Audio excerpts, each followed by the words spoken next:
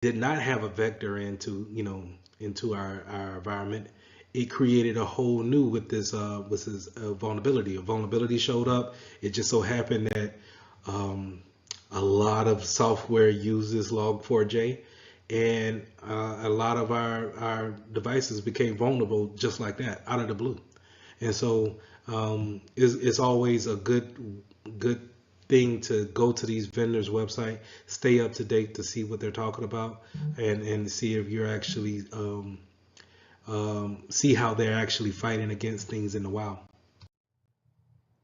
We already talked about tactics, techniques, and procedures the way when we were explaining the honeypot example, where we would watch to see what they're actually doing in the wild. And then when we're doing our research, we're also understanding how attacks are actually being, performed, right?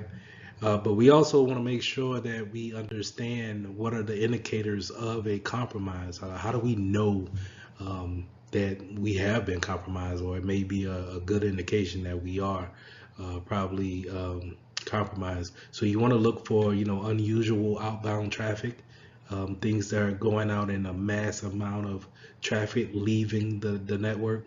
You want to also be aware if you have traffic coming in from areas that you should be blocking. So a lot of traffic from China, a lot of traffic from, let's say, Germany, um, or let's say South America. If you have a lot of traffic that's coming in from these areas and you normally don't have that, then it's a good indication that something may be up.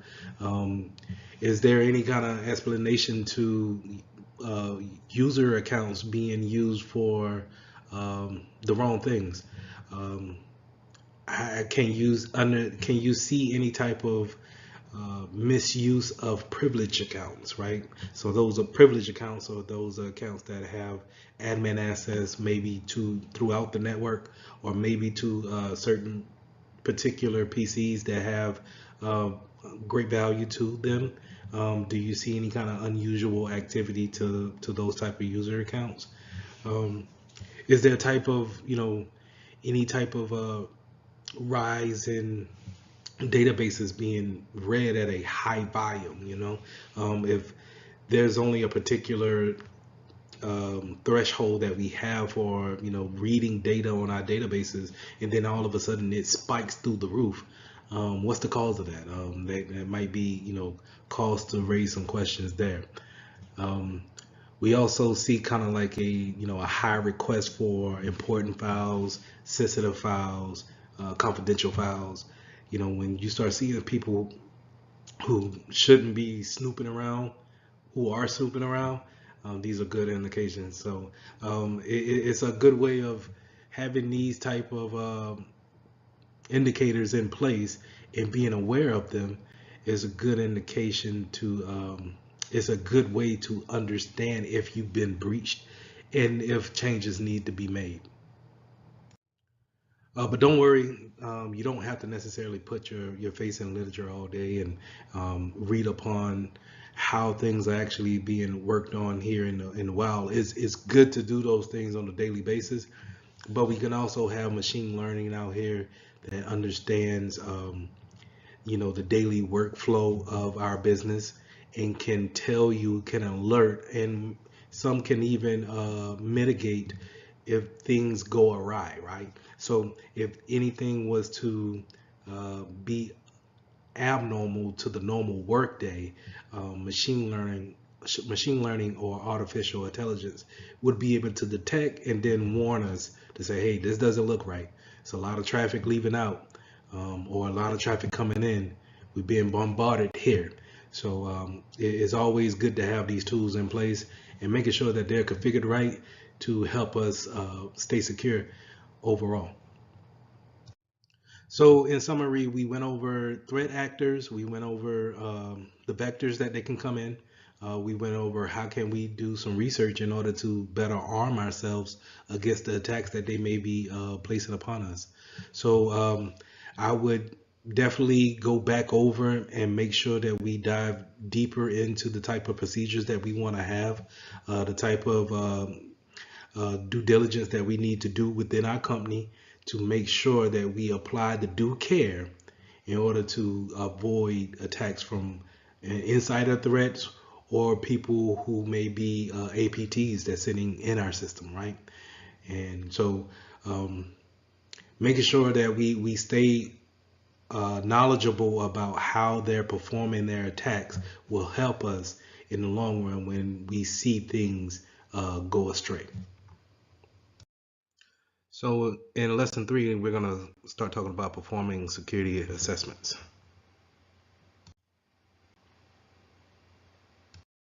So as a security professional, sometimes we take network tools and actually see how traffic is moving from point to point on our network as well as outside of our network. And we need to be aware of the type of tools that we use in this types of scenarios, and then how can we use them to our advantage, and then also how can an attacker use it for their advantages as well. So the first thing we want to get into is opening up our command prompt and then typing in an ipconfig command to see what type of IP address that we get. And this is I want you guys to think about IP address as kind of like your home address, right? So in order for you to receive mail in the physical world, the post office will give you a postal address, right? And in order for someone in New Jersey to send you a letter, they need to have that address, and then it goes from post office to post office until it's able to go down your lane, your driveway, or what have you, and then into your mailbox. Well, the IP address is similar to that, right? Where your router is sort of like a post office, and it will assign your devices an address. This in case it'll be a IP address, and it uses that IP address in order to communicate to other devices within the world, whatever it may be, from a server to gaming consoles to your smart refrigerator that tells you how many degrees your milk is chilling at, right? So we can use an IP address to identify each other on the network, or in this case the internet, right?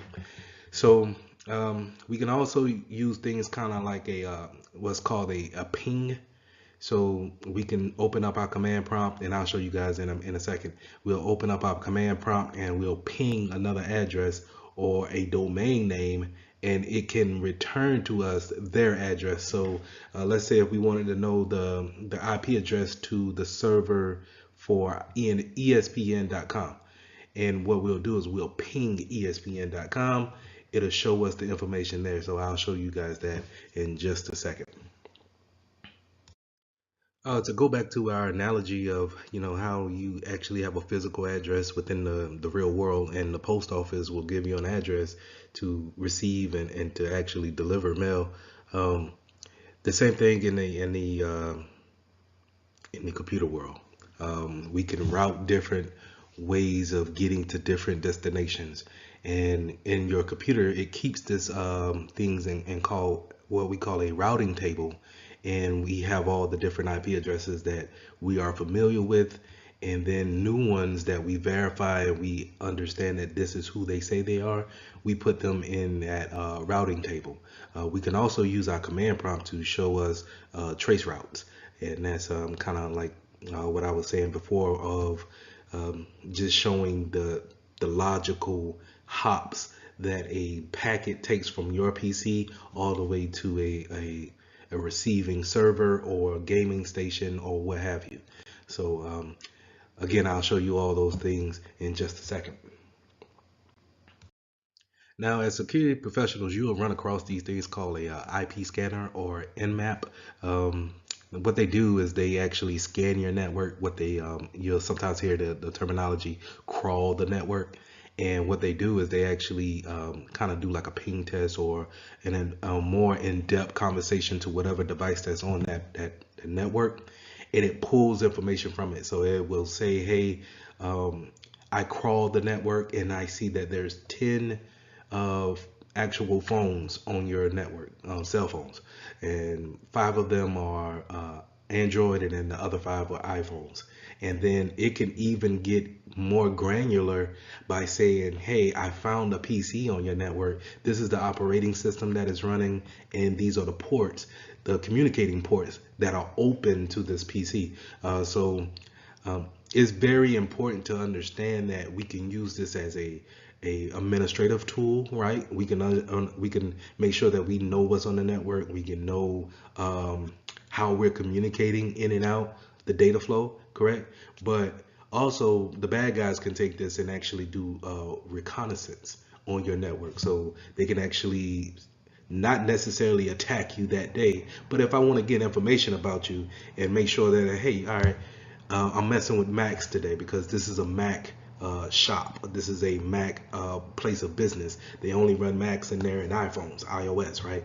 So I need to make sure that I get the attacks, my playbooks ready for Macs, right? Whatever vulnerabilities that may be out for Mac. So this can be a good tool, but also it can be used for bad things as well.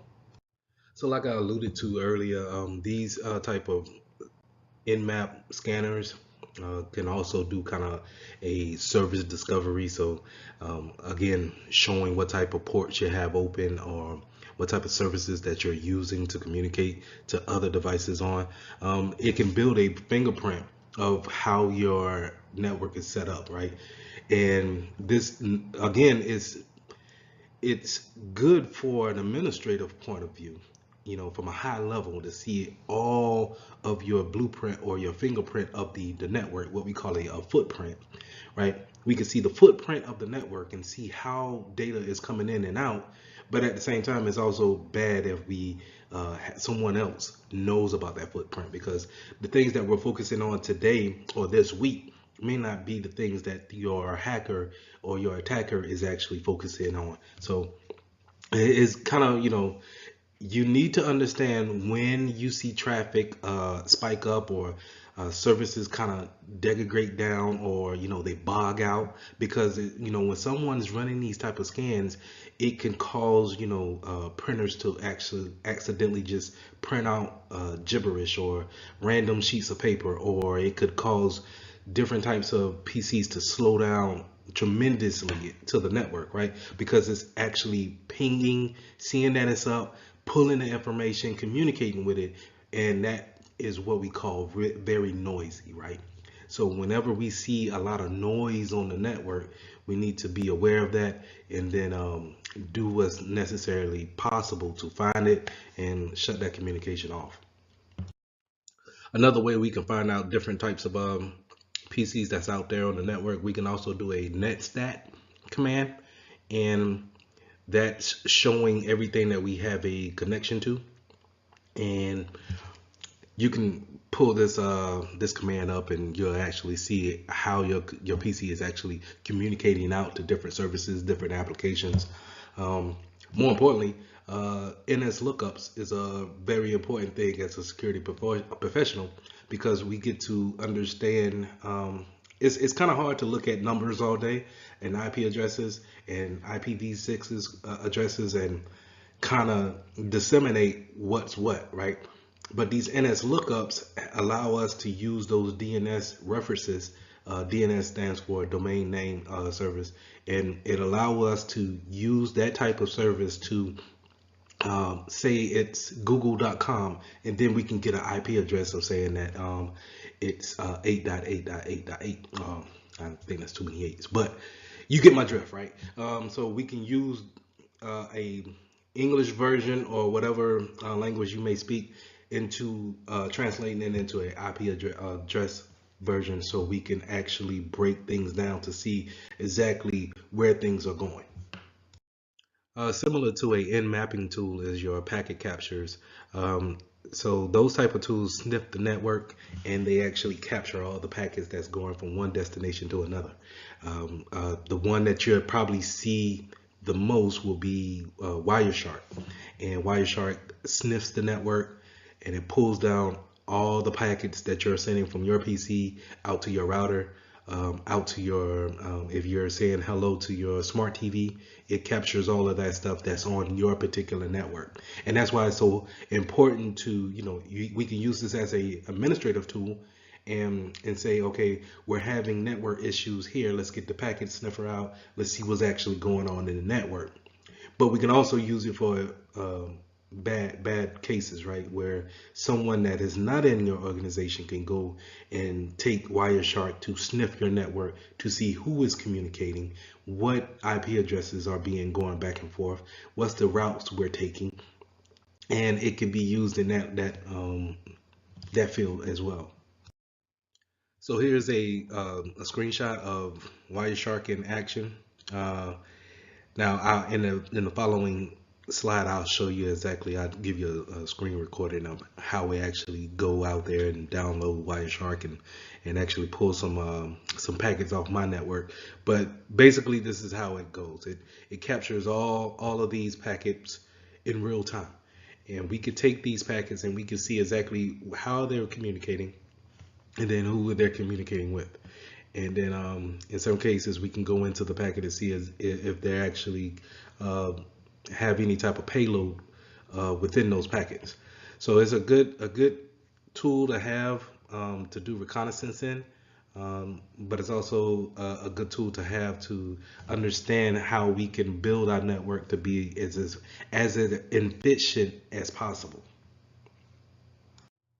Now let's stay in that realm of packets moving back and forth, right? So these packets are literally the actual letters, right? When going back to an analogy of having a physical mailbox and then the post office putting mail into your mailbox, right? The mail going into your mailbox are the packets in the computer world, right? So we want to say these packets going back and forth, they are enclosed within an envelope, right? And then within the envelope, we have the actual data that's going back and forth, and it needs to go to the right source, correct? So whenever we have someone tampering with our packets, they can inject things that they want to be in there, and then now we're getting outside activities thinking that we're communicating correctly, and we're being redirected in a certain type of way. So we're getting mail that we are not accounting for, and that's because people can get onto our network and be able to inject types of malicious, let's say, data in order for us to pass back and forth, right? Or to redirect us into a malicious site. So it's very important to understand how replay attacks work, as well as packet injections, to making sure that we are aware and that our users are aware that whenever we see any kind of weird activity on the network, that we're able to react to it in a timely manner. So let's talk about some software that we can actually use to exploit normal activity, getting on to the network and being able to inject some packets or be able to brute force some passwords. The main one that we want to focus in on is Metasploit. Metasploit is a known vulnerability software that can see the vulnerabilities and as well as be able to attack them. They can interject with malicious payloads, and is what a lot of attackers will use to actually break in and perform some of these attacks. So Netcat is a utility feature that we can use to where we can transfer files on the back end and not be discovered from the client's point of view. So it's a good utility to use when administering, but it's also can be a useful utility for a hacker as well. They can also perform port scanning and fingerprinting of that system, as well as they can use it to connect across UDP and TCP connections. A lot of times we see that the problem with vulnerabilities is that they live in a software world, right? Right. So it's your application that's the problem. It's the actual OS, the operating system, that's the problem, or it's your firmware. They may be um, needing updates because they have a vulnerability that need to be met, or it needs to be mitigated in order for you to really kind of work on it securely. So it's very important for us to understand how to update the applications that we have on our network. It's very important to understand that if we have operating systems out there, will the manufacturer actually give you patches for it? And when I say patches, patches are built to bring in security measures for the vulnerabilities that's out there. So it's patching the holes, so to say, right? So will that vendor have that patch ready for you to actually apply to the software that you're actually working on? Um, a lot of firmware that's out there, it goes unnoticed because a lot of times once we boot up a system, we jump past the firmware issues and we go straight into our operating system. And a lot of times an attacker may go and attack the part that we overlooked, that firmware. So we need to make sure that we are up to date on all of our applications, operating systems, and firmware. We also, when it goes back to operating systems, we want to make sure that it's actually up to date and is supported by that vendor. And I would say that'll go for everything, as far as applications as well too. It's a lot of times we may come across a software or an application, and the vendor, the people who actually created it, they're not in business anymore. So how do we go about communicating safely if there's no one doing any research on the back end to let us know that it's vulnerable? So just some things to keep in mind when going out there and looking at different applications, OSs, and such.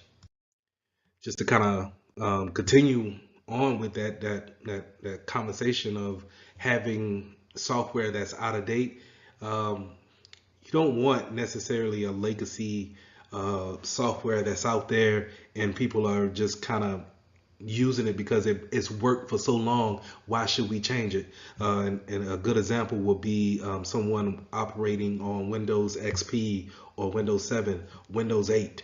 And it's just like, hey, we set it up, but there's no problem. We don't have any problems with it.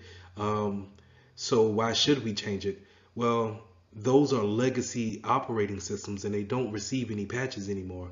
So if there's any kind of 0-day vulnerability to it, then they won't have any type of patch to come out and help you out with that. So it's a known vulnerability, and now it's a matter of time before someone can actually exploit that vulnerability. So a 0-day is whenever it's a vulnerability that's is very fresh, right? No one knows of it. It's kind of like the first day that it was actually discovered, and now there's a rush to actually find a remedy for it or for the attacker side to actually exploit it. Because if I just heard about a 0-day that just happened, well, there's no patches out there to stop me. So if I can get to each and every device as quick as possible to exploit it, I don't have to worry about the patch management stopping my plans. On the flip side, if I was a good guy and I heard about a 0-day, I want to make sure that my vendor or whoever the application is with or operating system is with is that they have a patch that came out and I'm able to apply that patch as soon as possible. So being able to stay upon, going out, doing your research, making sure that you're staying up on the news to see what type of 0-days that come out, and making sure that you apply your patches. Microsoft comes out with patches pretty much the first Tuesday of every month.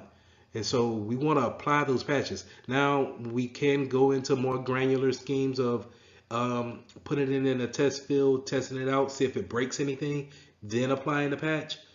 But for the most part, you want to make sure that you understand patches do come out and they're for that security reason, right? And we just need to stay up on those. We want to avoid weak configurations, right? Whenever we add a new device to our system or our network, sometimes we could just, it's easy just to place the new extender router here, and whatever configuration comes on it, hey, if it works, fine, I don't care, long as it works. But having, those accounts, you sometimes different devices come with default accounts, and sometimes that information of how to log into those default accounts are public, so we can Google those type of what's the admin username and password for a particular router that you have. And so if that information is public and you never change your default account password or account, then it's easy for someone to Google that information, get onto your network, and then go into your devices. So we want to make sure that we have a plan in place to actually change those type of configurations. We want to make sure that we change the passwords to default accounts. Make sure that we configure the settings of whatever device to tailor our business needs, right? And we want to make sure that it doesn't have an overwhelming amount of permissions to do whatever it wants to do on the network. So a good example of that is why not take away everything that it can do and only give it the permission that what it needs to do, right? That way, if someone does get into a router or whatever device that's on your network, it doesn't give them the right to actually go out there and perform some of these things that just need permission in order to execute, right? So let's go a little bit deeper into that. Not only just having default passwords and accounts there, but going into that configuration piece, we want to make sure that we shut down. When I said, in that previous slide to take away things that it can do and only give it the things that it needs to do, we want to shut down different services, different ports that it doesn't need to work on. If we're not going to be doing any type of file transfer, why should I have FTP open? Right? So if it doesn't need to do that, then we need to shut those things down. Different protocols, the way it communicates to other devices. If we have a working knowledge of how we want our devices to work, then we can configure them to actually be more secure by being less, I guess, verbose as far as the things that it can do on the network.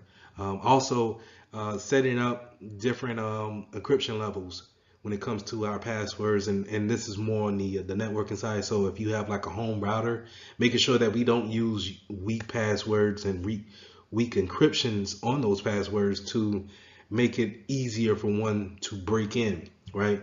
Making sure that we have a standard there. These are different configurations that help us operate in a more secure manner. Now, if we have those weak configurations and default passwords still in play, then we run a high risk of letting vulnerabilities be exploited. And these can lead to data breaches. So we all know, or we all have heard of data breaches and how companies have fall victim to these type of attacks, but it's pretty much where confidential data is being transferred without someone's authorization. So that could be malicious, but it also could be, a mistake on someone as well. So you have different aspects of data breaches as far as how data goes in and goes out, but that's why it's important for us to know how it's actually going out and making sure that we put constraints on those things so it's not happening so easily, right? But also with that, we can also have identity thefts. So we all heard how Experian has fall victim of a data breach where millions of people's personal identity have been leaked out to the dark web. Also, these data breaches, not only do they have, impacts on people's actual data, but it also has kind of like a impact on a company's reputation.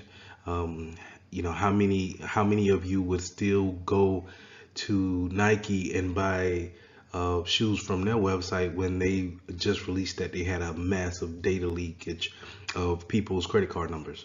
And it will damage their reputation as being a secure, responsible company for letting that type of information out. So it's something that we want to stay away from as much as possible, because it can have not only a physical damage to it, but it also can have that intangible, something that we can't touch, something that we more feel about a reputation of a company. So how can third parties play a hand in this? Think about all the third party vendors that you may have in your company. You may work for Wells Fargo, but they may use Adobe Acrobat. Well, Adobe Acrobat is your third party, and Adobe, I'm sorry, not the Acrobat is the actual product that they sell, but Adobe is their third party vendor. And if Adobe is under attack, then you need to make sure that the software that you're using is not a part of that, or what can we do to remediate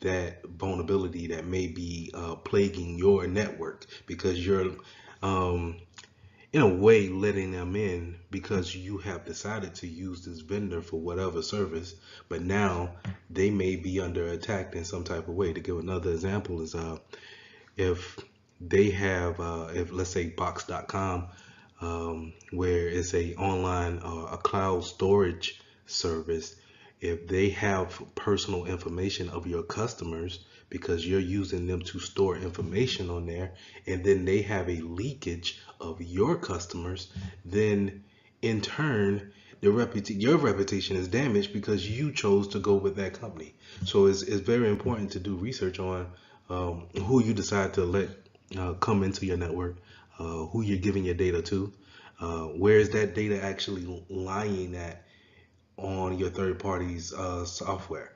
So let's say go back into I'm sorry, Google, or let's say box.com. You can also do Google Drive, but let's say once we transfer data from our network to Google Drive or box.com, where is it actually sitting at on their servers? Is their servers in Argentina? Is it in Spain? Is it in Africa? Do we have policies? Are we allowed to have our customers' data in those countries? So it's just different things that we need to think about when it actually bringing in third parties, and then what risk do they actually put on us indirectly. So we're going to start talking about security assessment frameworks, and a good place to start is with the NIST SP 800-115, and this is going to give you a bunch of guidelines, procedures, policies to actually take in and apply to your business for whatever reason that you may need it. And it'll give you a good overview of how to get started when it comes to vulnerability assessments, threat hunting, and penetration testing. Now, to break those three things down, vulnerability assessment is just kind of doing a risk management, right? Where we see what type of risks that are out there, what kind of vulnerabilities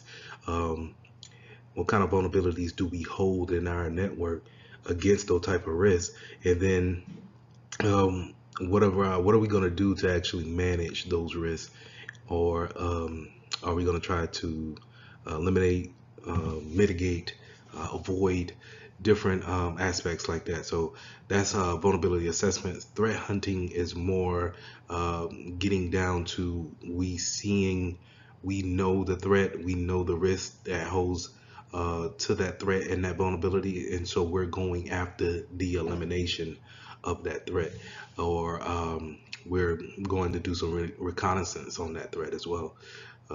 With penetration testing, we're talking about having a outside vendor, or maybe someone who is dedicated on your team to actually probing the network, probing the policies, the things that we have in place, our security framework that we already have in place that's up and running.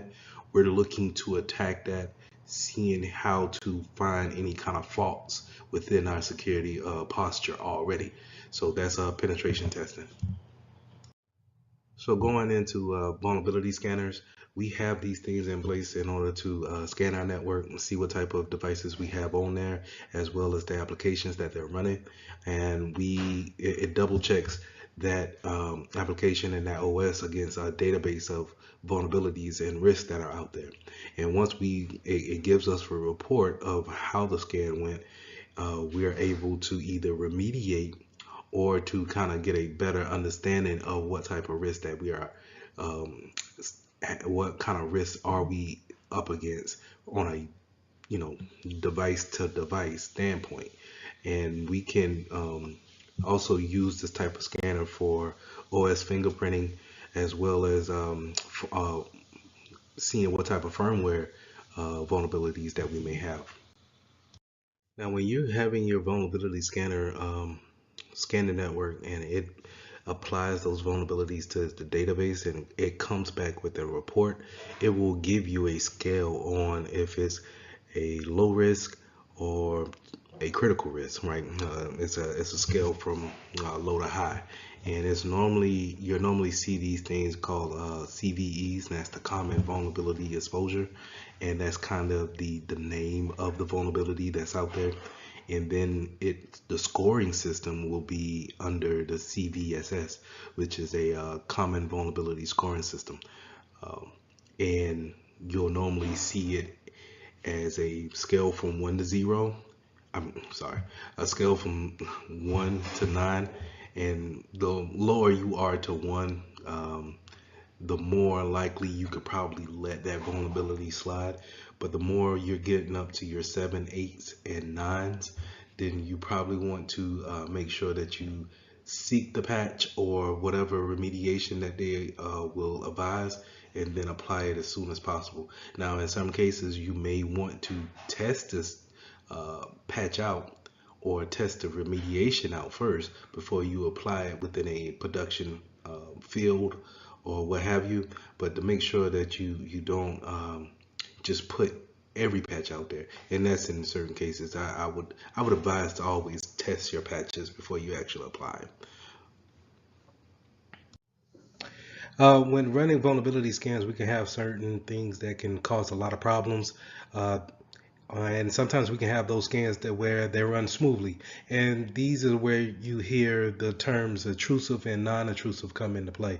So a non-intrusive scan will run fairly smooth. You have credentials, you have permissions to actually run on the network on those endpoint devices, and this is a lot of times where you'll see an endpoint actually sitting on the device itself. So you'll kind of look into your lower right hand corner of your, let's say, Windows PC, and you'll see an icon there that's kind of different, and it may be the icon from the vulnerability scanner that you're running on your network. So there it has the permission to go ahead and scan whatever's there on that box, right? So where a intrusive scan will come from a outsource, it will seem as an outsource source, right? And it's going to be loud and create havoc because it's not supposed to be there, and this can interfere with business processes and slow down the actual scanning process, but it also can slow down the production of a workday. So we want to make sure that we understand what type of scans we're going to do. We're just not going to go and get a vulnerability scanner for our network and then go to scanning, right? We want to test these things out, see how loud it is, how intrusive it is, and then tone it down to where we're able to scan, see our vulnerabilities, but at the same time, be productive throughout the workday and work week. So when running vulnerability scans on your network, you have a option of having a credential or non-credential scan. So that means where we can preload those administrative passwords into certain folders or certain documents or applications that's on the network. So whenever the vulnerability is scanning, it doesn't check that part. It has the permission to go ahead and get past the login portion and then scan that folder, which can create a more smoother scan for you and be less intrusive, but it doesn't give you a hacker's point of view, right? So if you have things in place to where that person needs to brute force and a password on that folder or what have you, then it's a lot more louder whenever they're running that brute force type of attack on your network. So therefore you can have other things come in and swoop in and cancel out that action if necessary. So just kind of things to keep in mind whenever running those type of scans. You want to make it as real as possible, but at the same time keep the business in mind to where, you know, if running those type of scans is noisy and it creates issues throughout the business day, you might want to go ahead and make it a credential type of scan to make it less intrusive and make it smooth for the business operations. Now, I did wanted to come and say that the vulnerability scanners are not perfect by no means. They do, from a time to time, have false positives and then false negatives. Of course, we don't want to have false negatives, but we rather tone down the false positives and have no false negatives. So a false positive is that it's something that we are aware of, or it's not a actual problem, but the machine, the system alerts on it, right? Well, false negative is something that is a problem, but the machine doesn't alert on it. So again, far worse than a false positive, even though in some cases you may have a machine that flags a whole bunch of stuff to be a false positive, where that may be annoying. It's still not as dangerous as having a false negative where, you know, you don't even know if there's a problem there because it didn't see it as a problem. And so when we put our trust into that type of scan, making sure that you have little to no false negatives is very important. So let's go a little deeper into penetration testing, pen test for short, also known as ethical hacking.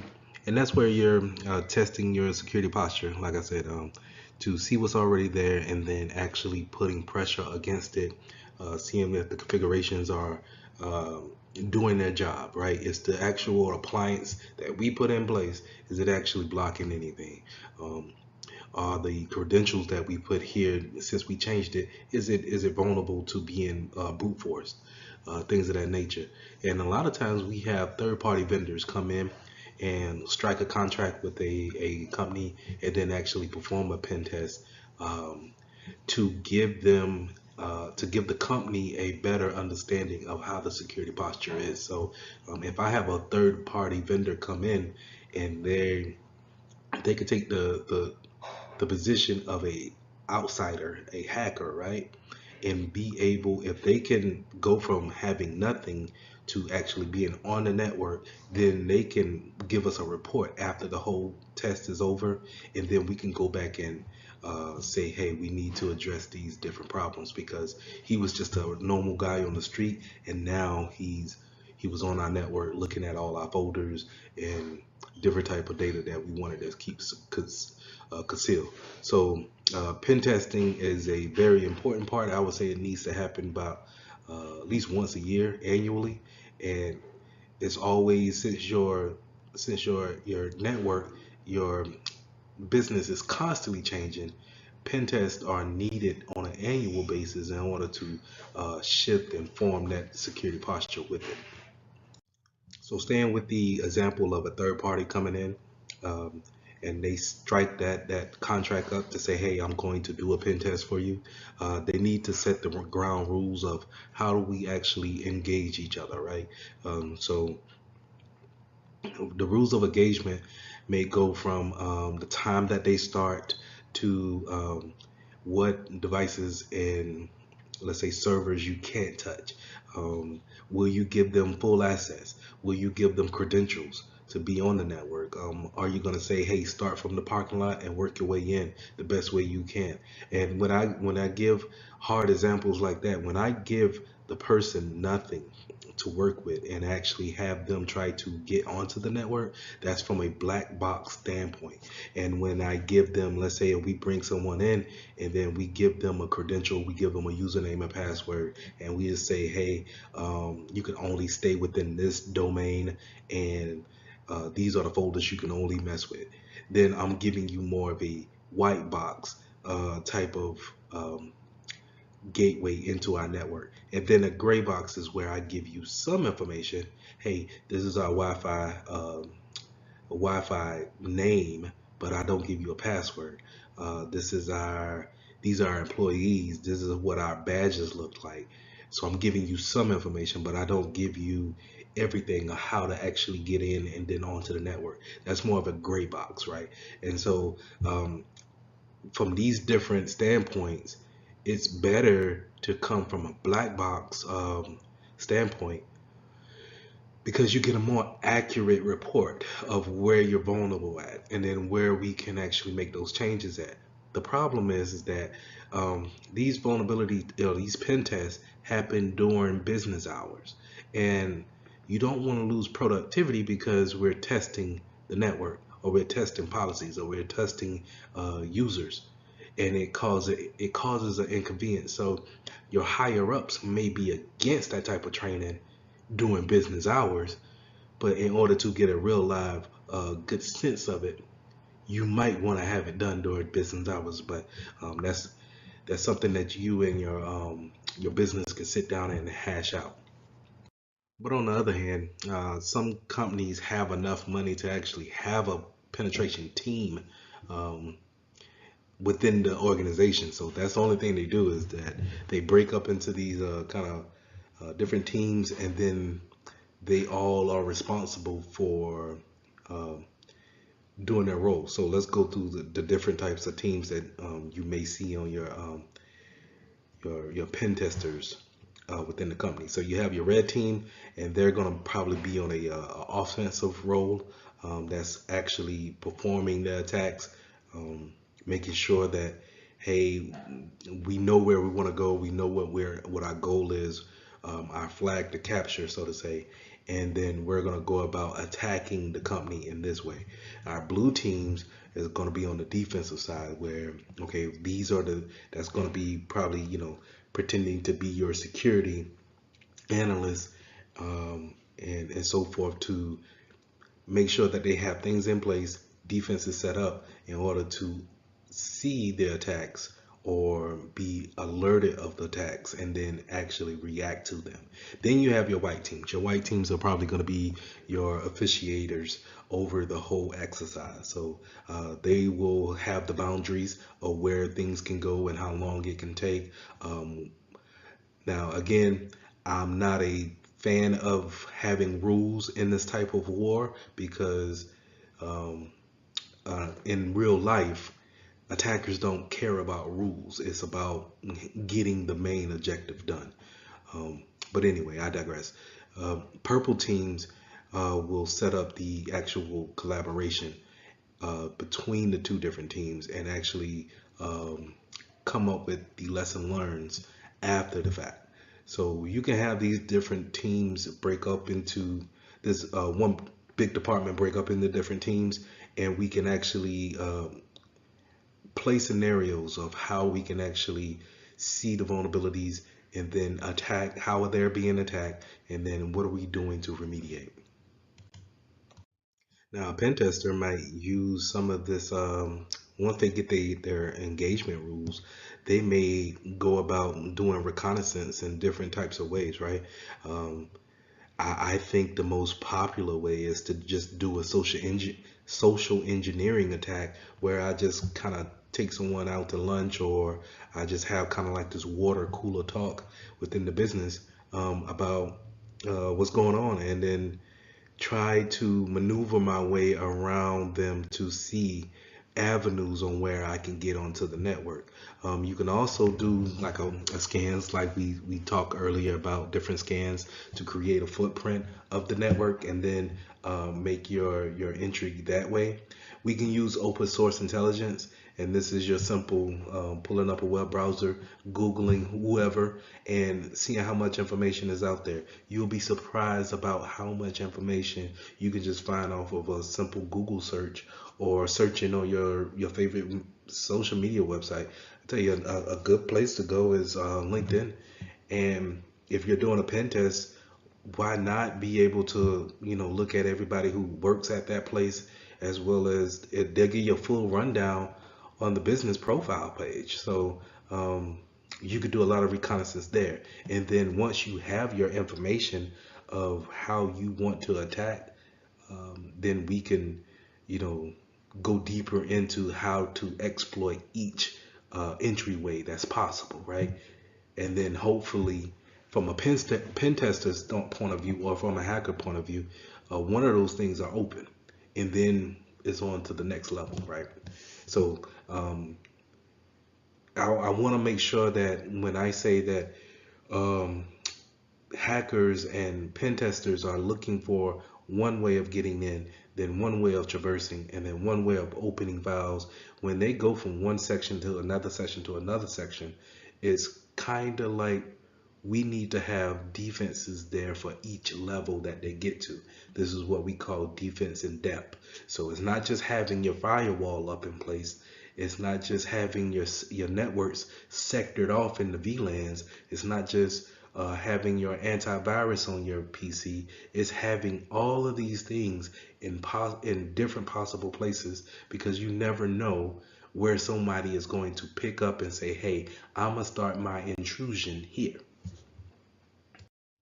So like I was saying before, having that defensive depth will pretty much uh, handle a pen test pretty good, because just like this life cycle where you want to have a foothold to the exploit, you want to actually do some persistence, have that privilege escalation, lateral movement if possible, pivoting if possible. All these things can be remediated if we have certain policies in place, certain configurations in place, and certain infrastructure standpoints in place, to where it makes a pen tester even more, having his life or her life be even more tougher, because they just can't go and do whatever on the network, and then you really never made it hard for them to get to the goal of seeing the HR department server. So we need to put things in place in order to eliminate at least one of these actions, right? Where even if you're able to get onto the network, that I don't need for you to compromise an account and making sure that Gary from the mailroom has admin accounts or admin privileges to where he can see anything that's on the network.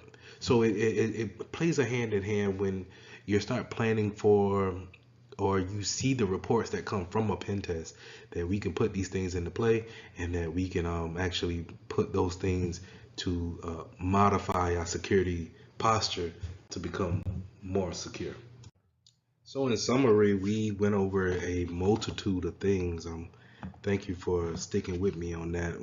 But we started off talking about reconnaissance tools such as Wireshark, Nmap, NSLOOKUP, Metasploit. We also talked about patch management, being able to understand our vulnerabilities and then applying patches whenever we have tested and actually need to put out there in the production field. We also talked about different vulnerabilities, not just physical, not just software. It could be social. It could be, when I say social, I mean more people. It could be those are our vulnerabilities. How do we coach up people to have a better security posture and have a better security awareness about them? We also talked about pen testing and the importance of seeing it from a hacker's point of view, and how do we actually put defense in depth in order to make their lives a little bit harder when it comes to getting onto our network and traversing around. So I would say to go over this this section several times over, and I'll see you in the next lesson. So lesson 4, identifying social engineering and malware. One of my favorite subjects. Social engineering is all around us, happening all the time.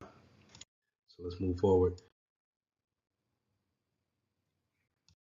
So social engineering is pretty much the manipulation of a human, being able to lie. That's just basically it. Is lying, right? It's telling you whatever you want to hear in order for me to get whatever I want to get. So hacking of the human, if you want to go that route, that's fine. But it's just pretty much being able to get the information out of you versus me actually going and hacking into a firewall. Why should I do that when I have researched you and I know that your favorite school is USC? So guess what? I'm gonna say that I went to USC and I played on the football team, and we're gonna strike up a nice conversation with you. And that's me starting my process of social engineering. Now that was a good example of just kind of being, familiar with someone, being able to be a likable person, and then I could take that conversation into, hey, what do you do? Oh yeah, well, I work in this sector too, and you know what? We're able to help out in any way possible to different types of businesses, and formulate this wild, drawn out story of how I can make your life better. Which all of this is could be a lie, and then I'm going to you to see how far you will go. Maybe you will show me the interface to the server. Maybe you will give me a credential to log in because you have taken so much liking to me that you're just trying to make your day better at work, right? And this is how social engineering comes off as such a strong factor, because people in general just want to help. We do not want to be mean to each other. It's not necessarily a militant type of way where we want to have militant principles. Human nature is not built out that way. So having a familiarity or a liking to someone is a big part of social engineering. Um, you could also come at someone with an authoritative or an intimidation factor. Um, let's give another example of let's say you're working at the front desk, and I come in with a, um, a Best Buy Geek Squad shirt on, right? And I'm mad. I'm just, you don't know me from nobody, right? And I just walk through the door and I'm mad and I'm pissed off, and I'm just saying, hey, I told them to make sure that the server was on this channel, this port. I'm speaking all this jargon, and I'm just saying, hey, I need to get to the server room ASAP. I don't have time to wait. I got several other clients out here waiting. And you, as a front desk helper, you're not, only thing you want is just a smooth, calm personality. You're not expecting a brash, straightforward person. So you may take me to the actual closet, just to kind of, because that tension is there, and will try their best to avoid that. But that's social engineering at its best too. So we need to be aware of that type of stuff, awareness training, make sure that our users are aware that these are the type of attacks that are not so brainy, right? They don't need to brute force your password when you'll just take me to the server. So the example that I just gave that, an example of me impersonating a Geek Squad member. But I can also dress up in a suit and act like I'm a CFO for your competitor, in whatever industry. And let's say if it's a school system, and I'm dressing up as the principal to the across the street school, or the cross town rival school. I'm the principal up there, and then I'm going over to say, hey, you guys stole da da da da da, and I'm impersonating power to get what I want. And what I want is something totally different. I mean, it's kind of hard to tell what people actually want just by a conversation. So again, just kind of having the wherewithal of what's going on, and understanding that our users are the weakest link, because they already have access to our network. We have already trusted them. But if they are weak-minded when it comes to different types of social engineering attacks, then it's an easy walk-in for, let's say, that pen tester to just get onto the network and do what they need to do. So dumpster diving and tailgating. I'm gonna get back to dumpster diving in a second because I think it's funny. But tailgating is again, people, we don't want to be rude or we don't want any kind of issues off the bat, or just in first sight. You're not trying to really be rude to anybody, right? I grew up in the South where holding the door for someone is polite, is what you have been taught to do. But let's say if you're in a place of business and we're going out there and someone's carrying boxes in, they're impersonating let's say a UPS driver, and they're impersonating carrying a bunch of boxes. Your natural instinct is to hold the door for them, but that's tailgating in, right? That's having them not check in with the front desk or show a badge or sign a piece of paper saying that, hey, we are allowing you onto the premises. It's just it skips that whole process because I want to be nice. I don't want no issues with this guy. He's just trying to have a hard day's worth of work. I'm not gonna interrupt him by saying, hey, go sign in, and he got a bunch of boxes, But if he doesn't work for them, then it's for naught, right? And then now you could be the issue on why the company was hacked, because we let someone in by tailgating. Now, dumpster diving, I think it's funny because the great lengths that people will go through just to get information off a company. If you're not properly shredding or burning or destroying the data that's physical on paper, or let's say CDs or something like that, if you're still using CDs, and you just throw them out into the dumpster, it's too easy for someone to just jump into the dumpster, pull the bag out, and just go home. And now all the information that they need is there. If in every baking system that I've seen, they're actually shredding the paper. But if you don't have a cross shredder, you just have a shredder that shreds up and down, then how easy or if I'm really dedicated, I'll jump into the dumpster, get the bags, take them home. I ain't got nothing else to do. I'm a hacker. I'm gonna just piece together the papers and get the information that I need. But if we have a cross shred, or we have one that, in some cases I've seen where people burn those important papers, then, we eliminate that type of attack. So I think we all are aware of fraud and how it works, and having invoices scams as far as, someone sending you an email with the invoice saying, you've ordered such and such. Make sure you click this link to make sure that your packages is received and correct. And they go into this whole thing of maybe stealing your credentials if they send you to a website that has you to log in. But I wanted to really highlight the shoulder surfing as well as the lunchtime attack. These two attacks are very easy to do, as well as they're common in the everyday workforce from what I've seen. Shoulder surfing is just exactly what it is. You're looking over someone's shoulder onto their screen to see what type of information is being inputted. So how do we eliminate that? Is we'll have these privacy screens that we can place onto our monitors. If you have a laptop, that the monitor screen can have a screen protector on it. It looks like a screen protector, but it's actually a privacy screen kind of film that goes over the screen. And then now if you're not directly in front of the PC, then it shows as if it's a blank screen. So I've seen only maybe one place that has that in place to guard against shoulder surfing.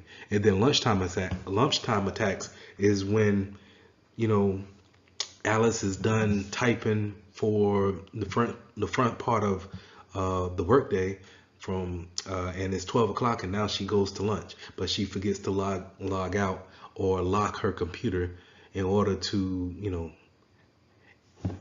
go to lunch. She just leaves it open, and then someone can easily sit down and gather around, go around and traverse around the network with her credentials, looking into different things, especially if she works in an important department, let's say in finance. Then she probably can have a lot of access to data that no one else should be able to see. Now you could say, Lee, well, if they're not in the department, then that should be fine. But if I impose, like on the previous scenarios, if I'm impersonating a Geek Squad member and I'm saying I'm looking for Alice, and she's gone for that time being, they say, hey, we could take you to her desk. She's gone for the day, or she's gone for an hour and a half for lunch. Oh, well, yeah, it's not going to take me long. It'll take me 15 minutes to do what I got to do. If I'm impersonating someone else, I don't even have to log in. She doesn't have to see me log in. I can attack her computer that way. So phishing, whaling, and vishing.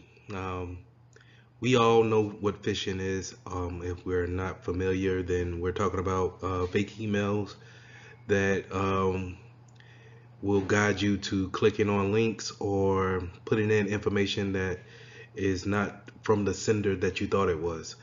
And if you want to see good examples of them, you don't really have to wait until it shows up in your inbox. Just go take a look at your spam box anytime, and you'll just see, unwanted mail. Back in the day, we would think of this as junk mail, right? But today we have phishing. Phishing can be very tailored to mimic any type of company that you may be in dealings with. A good fish that I seen lately was a fish that came in that had a Amazon logo on it, and it had the same font and color that Amazon uses for their little smile. So it's that little orange color that they have. Very authentic. Even came down to the small fine print at the bottom of the email was on point.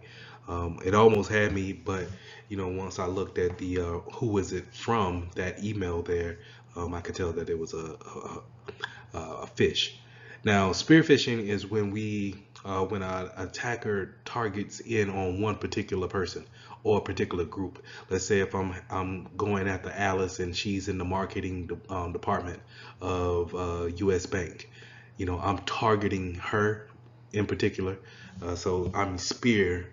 That how if you ever seen a spear fish, people do spear fishing. It has a arrow and it's for a particular fish, right? Marlin at that. But anyway, whaling. So you have whaling, and that's for your more senior management positions. So it's fish campaigns or phishing emails for your CEOs, your CFOs, your department heads, members of the board, people who are in these management type of positions. When they get tailored emails to kind of trick them into clicking on links, that's called whaling.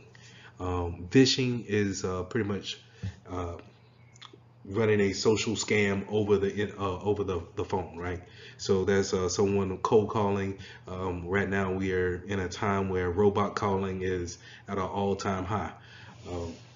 And then finally we have smishing, and that's where we see kind of like these unwanted IM messages, whether it's Android or iPhone, wherever you get a text message and it's not wanted, right? It tells you, hey, click on this link to receive a new gift card from Amazon. And they're trying to mislead you into thinking to click on the link, put in the information, and then whatever attack comes from that is the results of it. So I already kind of got on the spam in the previous slide. It's unwanted email, unsolicited email. People are probably, they have you on an email list where whoever sold them the list, where they actually harvest a whole bunch of emails, and now maybe they're trying to promote their new late night sports bar, and they have you on an email list. And a lot of our email providers will have that type of emails go off into your spam.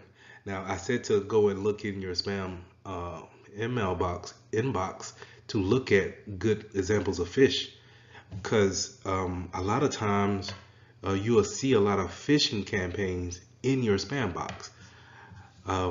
Moving on to hoax, in the latter day of the internet, we started to see a lot of hoax go on with the uprising of Facebook, a lot of social media, such as Twitter, Instagram. They started to, once they really started to catch hold and move up into the scale, you started to see a lot of people wanting more traffic to go through their channel. So you might see a hoax go on, such as someone saying that Bill Cosby passed, or Eddie Murphy has passed, and it was soon caught on that, hey, these people are not dead. This is what we call a hoax, a fake story to get you to actually go ahead and click on the item and see if we can drive more traffic to wherever we wanted to go. Now, in the case of an attacker, if I have this catching link here with this title,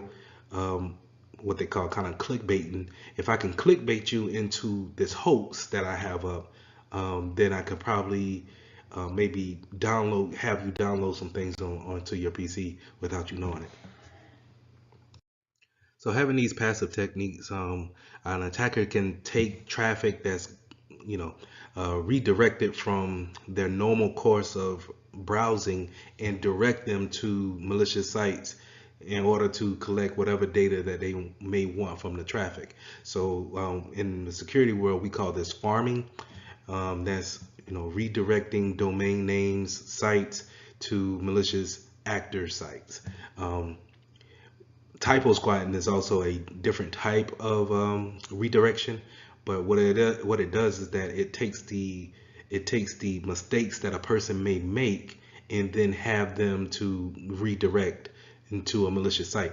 A good example will be if I'm an attacker and I make a website that's named google.com, but I spell it with 3 O's instead of 2 O's, then whenever someone makes a mistake and puts in 3 O's, maybe they're sleepy or whatever, and then they're redirected to my website instead of a normal Google site. So that's a poor or a very basic example of typo squatting, but it works. A watering hole is similar type, where we're kind of we're setting up places to where people can gather and want to go and get information, making it real attractive to people who want to click on different sites. A good example is trying to have a host of something that's really eye-catching, right? Really intriguing, and then we send them to a third-party site that's there for malicious reasons. Okay, let's switch gears now and go into the indicators of malware-based attacks. So malware classification. It's important to understand that you're gonna see on the test viruses and worms. And what to really remember about it is that worms can spread from PC to PC, device to device. It doesn't need to actually be carried from one person to another, right? Such as a virus or a Trojan, where I have to send you an executable to actually execute the payload, and then it spreads like that. A worm is pretty much uncontrollable and can go out there and spread on its own. Now, a Trojan is where it's concealed to be one thing, but then it turns out to be malicious, right? Back in the day, we used to see this with toolbars. So back in the day, web browsers didn't come with toolbars on there, so we couldn't really have our little favorites hanging up there and at the top. You had to download it. And I remember downloading something from Ask Jeeves, and it was, I want to say it was a Google toolbar. But anyway, it was a toolbar that, once you ran the executable on something, it was a Trojan. And, the antivirus at that time detected it and it cleaned it. But that was a good example of a Trojan. I want something for this purpose, but then it ended up being something totally different, right? Just like the real Trojan horse was meant to be a gift, but in the end, it ended up, changing how that war went. So we also have things like spyware, adware, and keyloggers. Now, adware is where you have advertisers come onto your PC and they constantly have pop-ups almost. That's kind of annoying, if anything. So the latest ones that I've seen, it kind of comes up in the lower right-hand corner, and it tells you to get a new coupon for Dawn dish detergent, and that's a advertising type of malware, right? Um, Spyware is a malware that's actually looking at your activity, um, and it may even redirect you when it comes to your browsing. Keyloggers also have that spying ability where it's recording your keystrokes as you're typing when you're typing usernames, passwords, and websites. We also have backdoor malware. That's where uh, you can have a front-facing application where what the users see, but in the back end of it, administrators can go in and actually make changes to it to where the user doesn't see it. And then once the maintenance is over, then the changes will be shown on the front side. And a lot of times, if malware it has affected an application such in that manner that it can make the back door open to access of making changes or taking out. Uh, so rootkits are viruses that live on the root of the machine. So when we're talking about a PC booting up, you will see that kind of like a black screen and maybe some white writing that's coming across the screen. That is where we're talking where that virus will live at. And it's important to have your firmware updated as much as possible whenever it does change. Make sure that it's up to date because we can develop rootkits that sit there and we won't even know because it's only staying on that screen for maybe 2 to 3 seconds at a time, and then we go into our operating system. But if a virus is sitting there on the root of the machine, then it has admin privileges throughout the machine, and we won't even know that it's there unless we update our firmware on an annual basis. So ransomware is a type of malware that gets onto your computer and locks the files up from access. And in order to get your assets to those files back, you need to pay a ransom, some type of money fee, in order to get those files back. Now, what they do is they basically use an encryption on your files, and they just keep the other side of the key. And we'll go over this a little bit more in encryption, but whenever they'll say, hey, okay, you paid us in Bitcoin, we'll go ahead and give you the files back. What they do is they just apply the key that's needed in order to uncrypt it or decrypt it, and then you're able to get your files back. Now, as a measure point moving forward as a security professional, we should never pay for ransomware. We should always fight ransomware by having backups of our files somewhere, somehow. And I would never pay for any type of files to be unencrypted. Your best bet will just be probably wiping that machine and then carrying on after that, and just wiping the machine and then rebuilding the machine from the backups that you already had. So if you're a professional that actually goes into the field and you realize that the backup plans that they have in place are not adequate, then they may be having a bigger risk of ransomware than what they are bargaining for. Because if someone says, hey, we locked you out for 14 Bitcoin, that's around $35,000-$40,000, are you willing to pay that and then hope that you cleaned everything off in order to continue business? Or do you just want to just say, hey, all right, well, you can have those files locked up, that's fine. We can go ahead and continue business by just wiping this computer clean and then reissuing out a computer from the backups. So what are some indicators that you may have malware on your PC or Mac? I think the most obvious thing is if your antivirus actually gives you a notification. Um, a lot of times these things are built off of signature-based databases. So if there's a known signature of a virus out there, your AV should be able to pick that up and alert you and clean or quarantine that file immediately.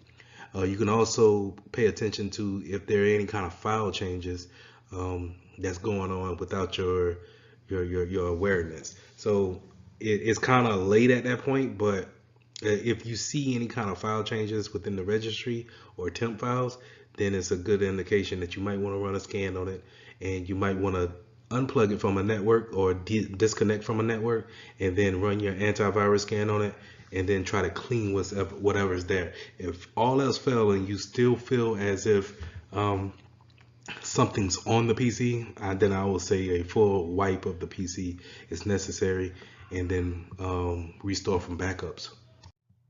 So key points to review on lesson 4, I would definitely go over social engineering, making sure that we understand that our weakest point of our security posture are our users. Again, it is much more easier for me to take you out to lunch versus me breaking into your firewall. The second thing we talked about was phishing and the different types of phishing, spear phishing, welling, vishing. We also talked about spam and having those unsolicited emails come in.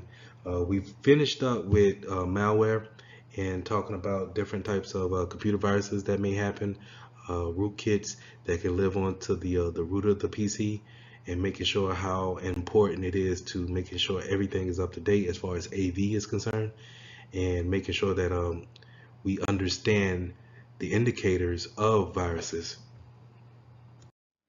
Okay, lesson 5, let's go into basic cryptography concepts. We're not going to dive greatly into encryption because encryption is by itself is confusing.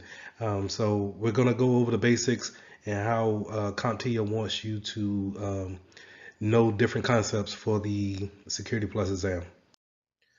When you start talking about cryptography, the first thing you want to know is that encryption is taking readable plain text and turning it into something that's unreadable, and that's going to be your ciphertext.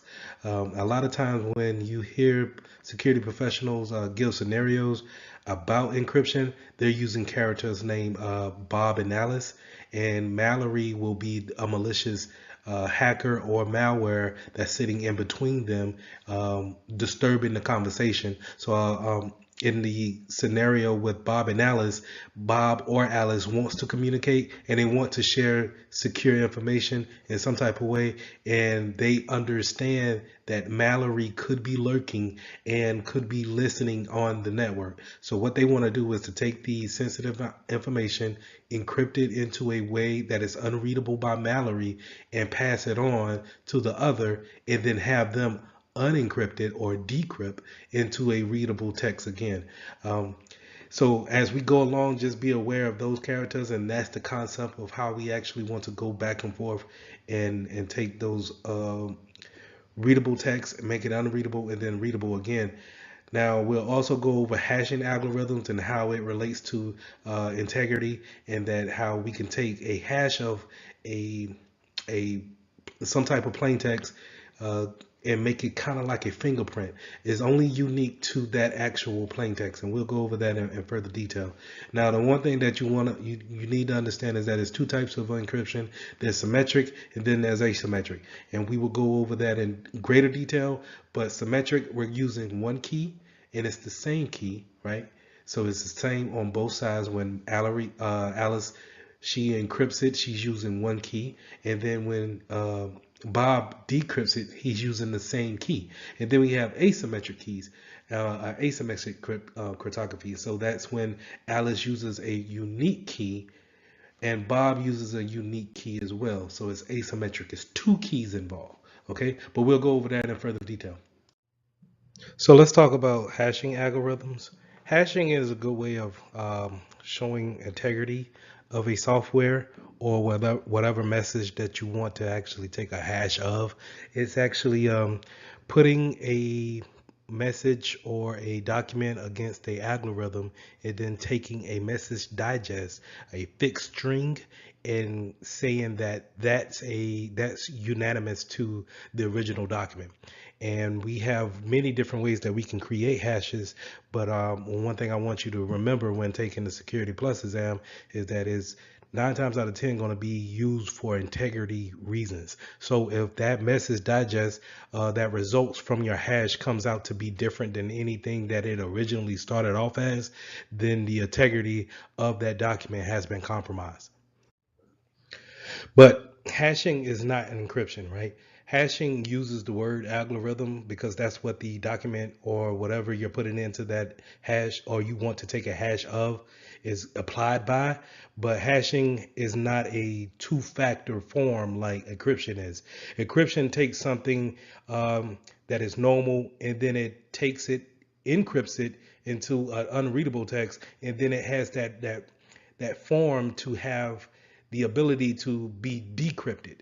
And hashing is not that. Hashing is more of a one-way process where this is what it is, and you need to actually undo that in order to see the original result. So just keep that in mind. We also want to make sure that we keep the algorithms that we use for hashing as well as for encryption secret. We don't want those things to get out. We don't want those things to fall in the wrong hands. So always keeping the algorithm safe when it comes to hashing, and then keeping your key safe whenever it comes to encryption is always an important thing.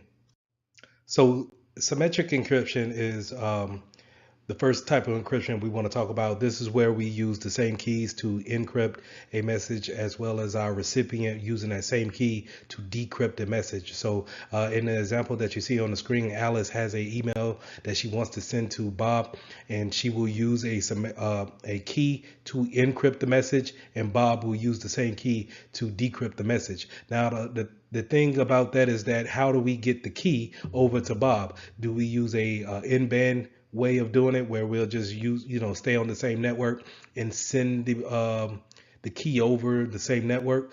Let's say an example of that would be sending an email that's separate of the message, the encrypted message, and it will contain the key.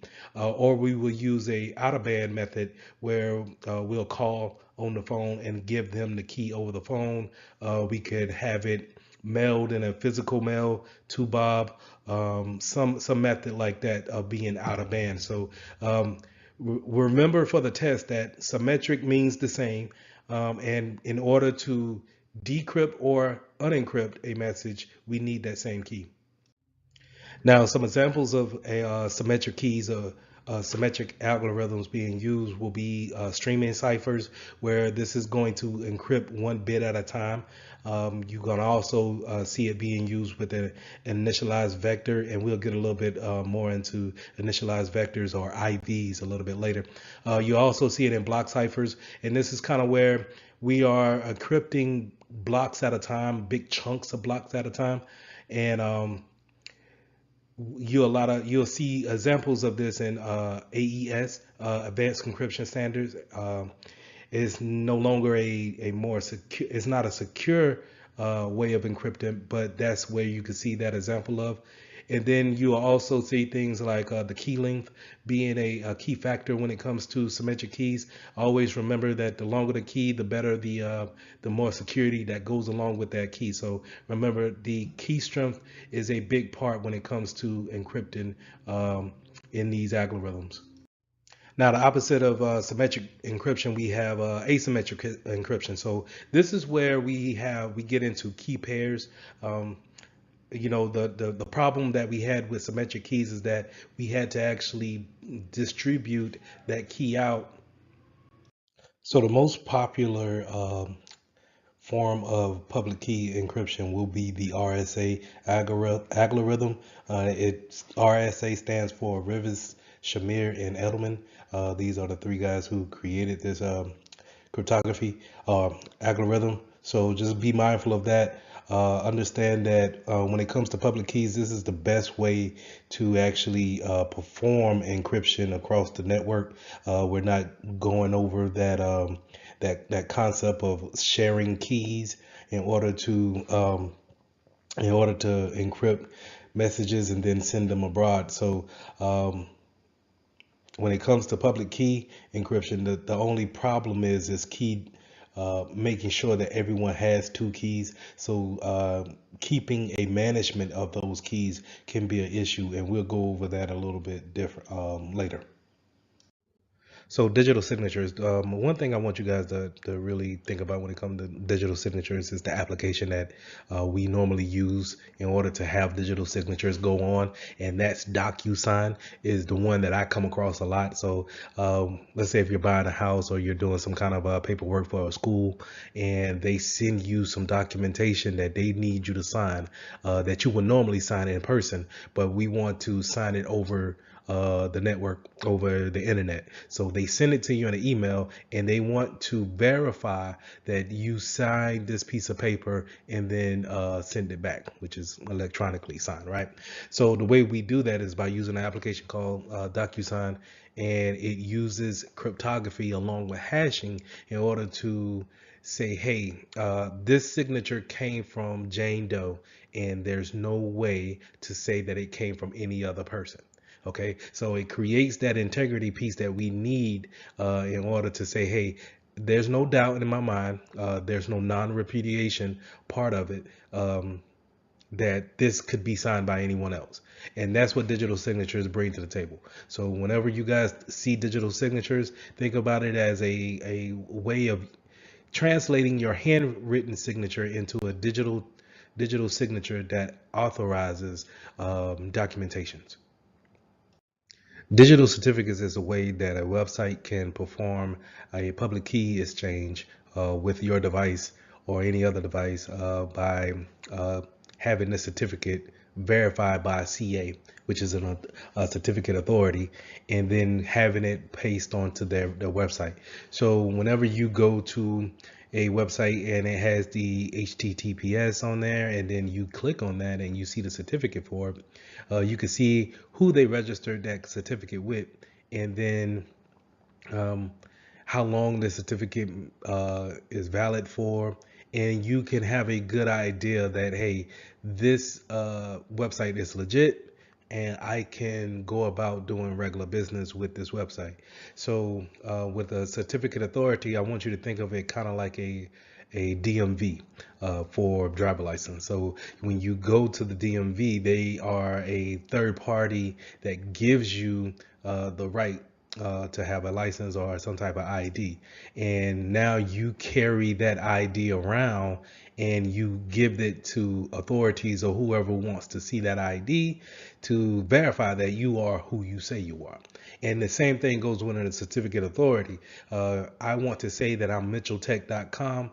And so when I go to my certificate authority and I say, hey, I'm starting up my own website for mitchelltech.org, I want you to give me some type of validation.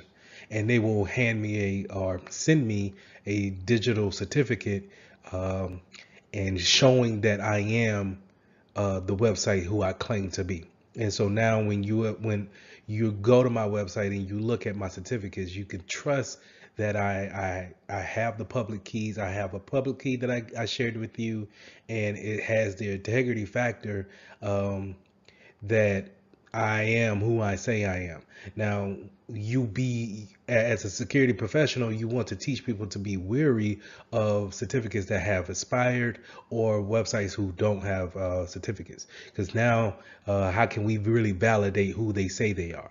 So we want to make sure that we keep these things in mind whenever navigating the different types of websites.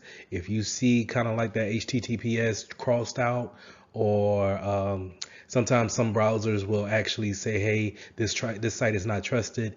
Do you want to continue? Just be fearful about it and know that it may not be who you want to communicate with. So be fearful of the type of information that you're putting in on that website.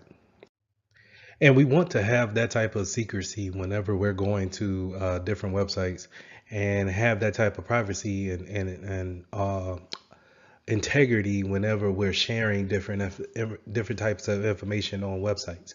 So having that cryptography factor in your certificates says that, hey, it's not so easy to replicate who I am as far as a website is concerned. And then you have that non-repudiation factor put in there. And remember, non-repudiation says that I cannot deny that it came from who it came from. So whenever I can say this is who I am on the internet and I have that validation, then it's more comforting when I'm a bank account or I'm a bank website and you're trying to get into your bank account and you have that integrity factor checked off, that you know that, hey, I'm gonna transfer $1,000 and I have full confidence that it's going to go to the account that I want it to, or I can take it from the account that I see. So, and I don't have to worry about other people um, looking at that information while I'm communicating to this website. We stated before how hashing can support integrity. Well, we always want to keep in mind that cryptography supports confidentiality. This is where we want to make sure that others are not being able to see things that or data that they should not see. So this is, in turn, the reason why you have file encryptions, making sure that we're using an encrypted cryptography, sending traffic over the network. So just remember that if you see anything or hear anyone saying that we need to support confidentiality, we want to make sure that we keep the things hidden from unnecessary views. Then we are probably looking at some form of cryptography. Now, a lot of times when we see attacks on different websites or attacks against cryptography, is probably going to be some type of man in the middle of attack, kind of sitting on your network, sniffing that traffic. And remember, whenever I'm saying sitting on your network or sniffing the traffic, I'm probably using a tool such as Wireshark or some type of network analyzer to see what traffic is going from point A to point B, and I'm taking that and seeing if I can decipher it into plain text in some type of way. But that's why we want to have cryptography to actually cover that thing, that type of traffic up, making sure that it's not readable, it's not necessarily in plain text, and so that's why it's so important to make sure that we have cryptography when it comes to network traffic going back and forth. They could also use a downgrade attack. This is where we're taking advantage of old obsolete devices and seeing if, or taking a vulnerability on a device that's already out there, seeing if we can downgrade the software to a known vulnerable software piece, and then taking advantage of it from that standpoint. So just keep those things in mind. 9 times out of 10 in the real world, you're going to probably see these man in the middle attacks, and that's just someone sitting on your network, just looking at the traffic going back and forth. So just be careful of your surroundings, as well as when you're going to like coffee shops such as Starbucks or some type of internet cafe, and you're sitting down, or let's say in a hotel, and you're connecting to their Wi-Fi. Just think about who else could be actually there, just taking in that traffic. So just keep those things in mind before you actually start sharing confidential documents across the network. One of the main factors that helps cryptography be more difficult to break is the factors of key stretching and salting. Making the key bigger or longer will create more of a hassle for the attacker to actually brute force in, or when it comes to them trying to actually outsmart the the cryptography, it takes a longer time to actually figure this type of process out. So key stretching is always good, right? And then salting is also adding that random value to whatever algorithm that you have. So it's nice to have the algorithm, but when we can put some type of randomness to it, then it also gives a extra factor that the attacker may not be accounting for. So just keep those two things in mind, that we want to make the key stronger by stretching, and we want to make it more random by adding a salt. We also want to talk about steganography, and steganography is being able to hide data within a plain sight. A lot of times you'll see the example of hiding a document within a image file or a video file, and that's you're sending the video file or the image out of, let's say, your network. So you're sending that image via email outside of the network. But if we're in a if we're working together as hackers or as someone malicious within the network, then you will know that I probably embedded an important Excel document within that image. And so that's what we call steganography, hiding something that's in plain sight. So lesson 6, implementing a public key infrastructure. Having a symmetric key infrastructure, or having symmetric keys, is when two parties are using the same key. But when we want to use a asymmetric format, we want to make sure that everyone has a different key or two sets of keys, and we're able to give out our public key to the public and decrypt anything with our private key. So let's look at how we can take that concept of having a asymmetric format and then putting it into how we use it in everyday life. So let's go over symmetric keys for a second. So in symmetric keys, when we're doing symmetric cryptography, I encrypt with a certain key, and then I send you the message. In order for you to see the message, you need to decrypt with that same key that I had.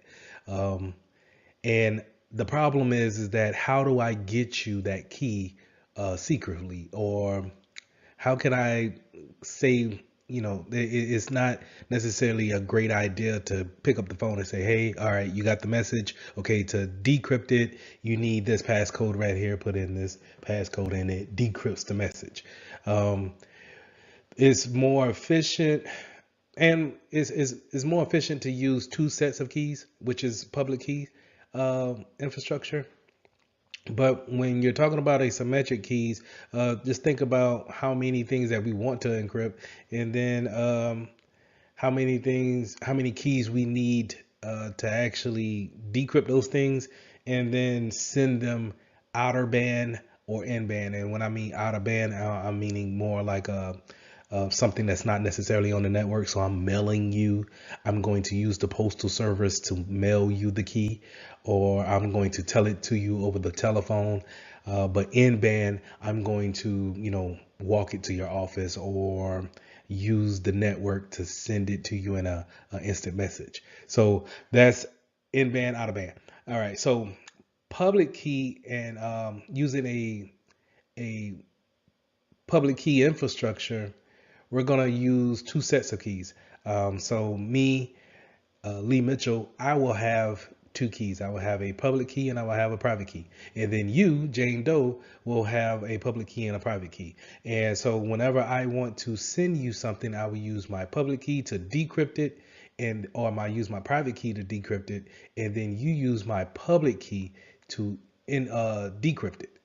And then the vice versa for you. When you want to send me something, you would encrypt it with your private key, I'm sorry, and then you will send it to me, and then I will use your public key to decrypt it. So the concept is this: the public key is public for anyone to see. It doesn't matter if they see your public key, but your private key is only for you and only for your eyes only. If someone gets your private key, we have a problem. So you can decrypt and encrypt with your private key, and you can decrypt with someone else's public key. That makes sense? I know I'm saying it over and over again, but just the concept of what I'm saying in this slide is this. You have a public key and a private key, and you're going to give out your public key. So whenever someone wants to talk to you privately, encryptedly, they're going to use your public key to decrypt it, to encrypt it, and then you'll use your private key to decrypt it. Okay. So in that essence, we use we take that format and then we apply it to websites when it's saying when we start talking about digital certificates or just the PKI infrastructure. And just to kind of go into the infrastructure name, when we're talking about PKI, it's a system of keys and how we actually have that structured out, because everyone having a pair key system, it sounds great, but when you think about how many keys everyone needs, it can stack up fairly quick and can get out of management hands even quicker. So we want to make sure that we put in a infrastructure, some type of system to where we can manage the keys, and we can scale. We can be able to have it at a scalable point. So if we want to add in new websites, bring in new personnel, everyone can still communicate securely, and we are not overwhelming whoever's owning the keys, the public key infrastructure system, by having them, develop new keys for everyone. Now, certificate authorities or CAs, when I talked about it in the last slides, is that whenever you're creating a website, or you want to get your website registered, you want to check in with the CA in order to say, hey, I want to validate who I say I am on the internet. And they're going to give you a certificate saying that, oh, okay, mentaltech.org is exactly who they say they are, because they have this certificate of and it validates who they say they are. And you will see your public key within that certificate. Now, whoever comes to your website is able to communicate securely with you, because they have your public key. And so now if you wanted to encrypt any type of information, that's possible, because we have checked in with the certificate authority. And I said it in the last slide that I want you to think of it kind of like a DMV, someone who validates someone else. So you will go to the DMV to get your validation of, hey, I'm allowed to drive a car, and I can also sub that license out as a form of ID.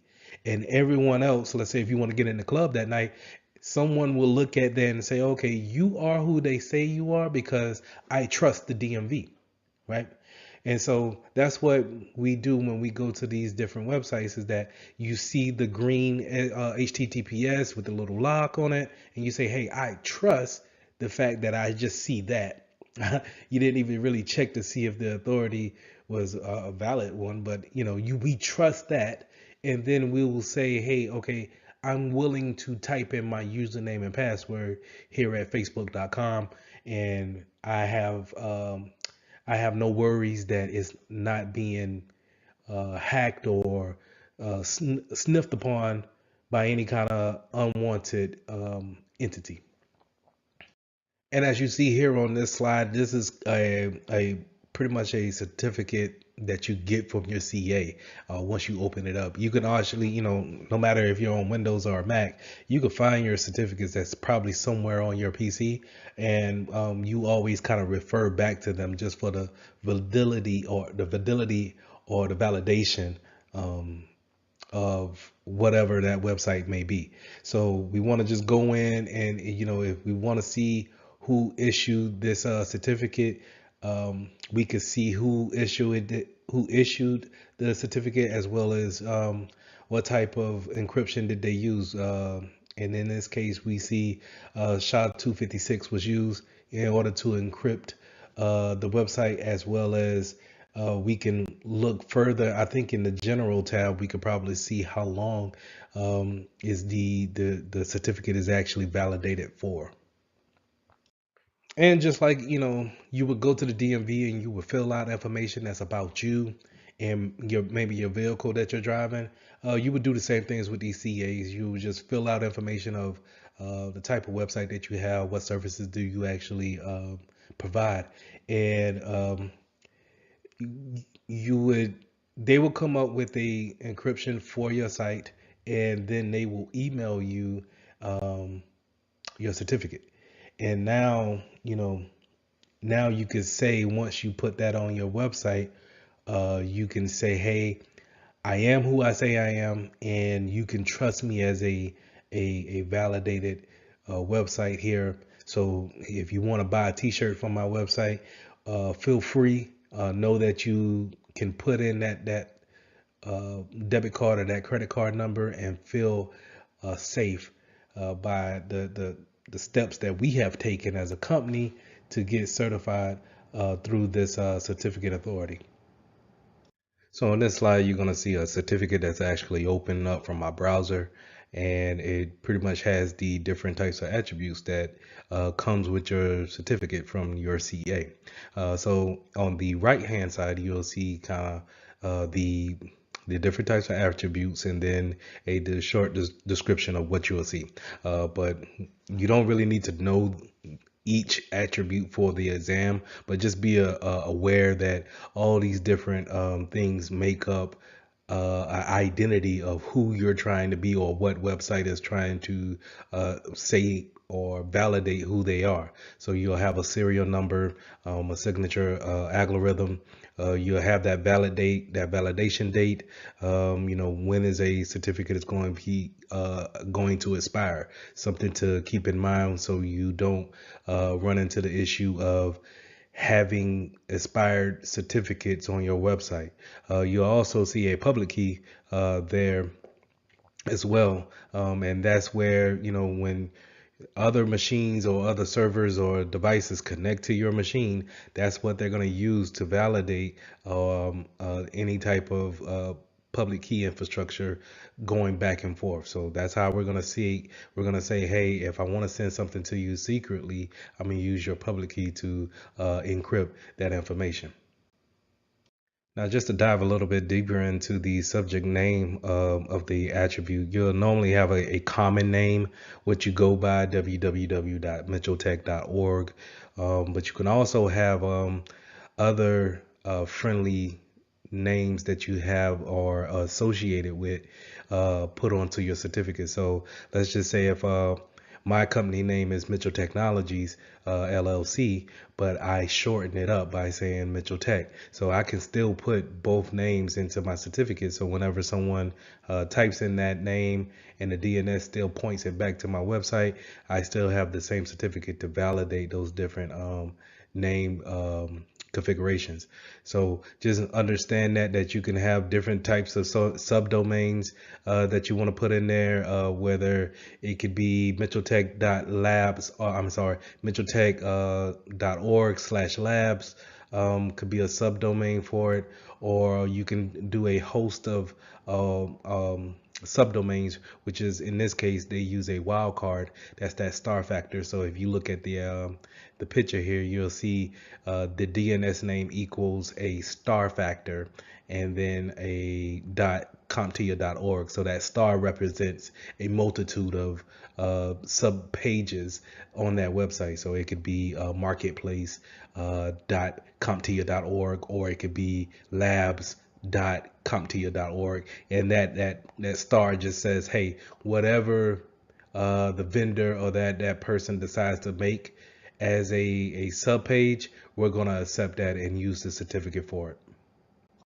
So the certificate and key management, the main thing that we want to understand is that we want to avoid aspirations or having our website be unsecure at that point in time, because we haven't paid attention to when our certificates needed to be renewed. So making sure that we have a good audit pace or trail of our certificates is very vital in order to keep that secure line going. There's nothing, not saying that your company would not run, but would you want to spend money with a company that's couldn't necessarily validate the security on their site? It says, hey, whenever you see a website that has a Cyb3r certificate, it will have this big red line through, or the HTTPS is kind of grayed out, and it kind of makes you feel weary about putting in debit card numbers or credit card numbers within that website. So you're not necessarily losing customers because you can still order something, but you may lose a lot of customers off of the integrity factor, the mindset of saying, hey, I can't trust this site, so therefore I can't trust the business there.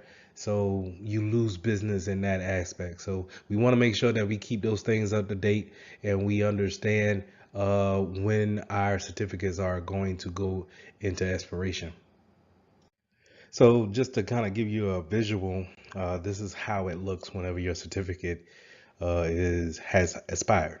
You're gonna get your different browsers give you these type of error codes right here, and you can continue on to the site. It's just saying on, let's say for the example of Internet Explorer, that it's not recommended. So you can see how that can drive away traffic if you are a consumer. So just making sure that we have those things under wraps when it comes to knowing when things are going to expire, very vital to business operations. So like I said, you have different types of certificate issues, such as rejection from the servers or your clients. And what I mean by clients, not necessarily the person, but the device that they're using. They're not able to be able to connect securely to your website. And we want to avoid that by any stretch of the imagination. So just making sure that we keep a good audit trail of what do we obtain as far as certificates, because when you think about a business may have several different websites that all offer different things, and we want to be able to be secure and know that we're not just mistaking for anybody else. So having our certificates all lined up is a good business practice, because it keeps us from running and presents ourselves to the world in a secure manner. So we just want to at all costs make sure that we stress the fact of having expired certificates taken care of before the expiration date, making sure that we have the proper names and subdomains added on to our certificates is very, I would say, a business oriented factor that we need to have in. So just keeping these things in mind when it comes to the different types of issues that we may face. Just know that for the exam, when it comes to the problems that you may come into to face, just know that it's coming from a CA, and the CA validates who you are, but then the issues may come when it comes to expiring. So we talked about PKI infrastructure. That's where we have our own public key, and we're putting it out there in a structured manner to share with others who want to come and visit our sites. We talked about certificates and the importance of having them on our sites to validate who we are, and then to say to our customers, our clients, hey, you can do business with us securely. So just keep those things in mind, and let's move on with the next lesson. Okay, so let's get into implementing authentication controls.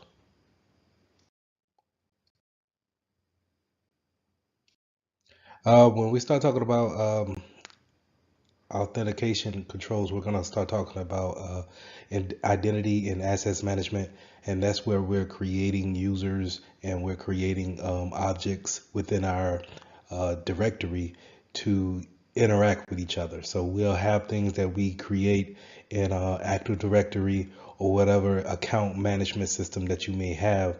And these things are known as subjects, objects, and they have different classifications when it comes to what they can interact with and then what who can interact with them. And we'll go into it deeper when it comes to permissions on if you get to talk to certain objects or subjects within that network.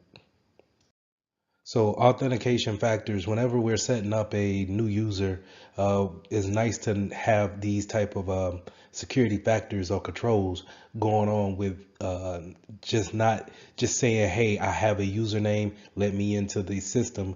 You need to have other authentication factors to prove that you are who you say you are. So the one way we go about that is having something that you know. This could be something that you actually physically have knowledge of, or password, a PIN number that you may know. On certain phones, you've seen swiping pattern.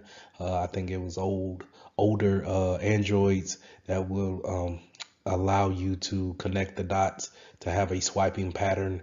You can also have kind of like a challenge question passwords reset. So when you forget your password and you hit the I forgot password link, it will challenge you with 3 different word sentences or questions that you set up that only you should know the answers to. But from a hacker standpoint, if I've done my social engineering fairly well, I could probably answer those questions about you as well because I have done my research. But anyway, it could also be something that you have, right? Something that you have physically, where it could be like tokens, fobs, where you keep on you whenever you log into a system. It would ask you to reference that token, that fob, in order to gain access.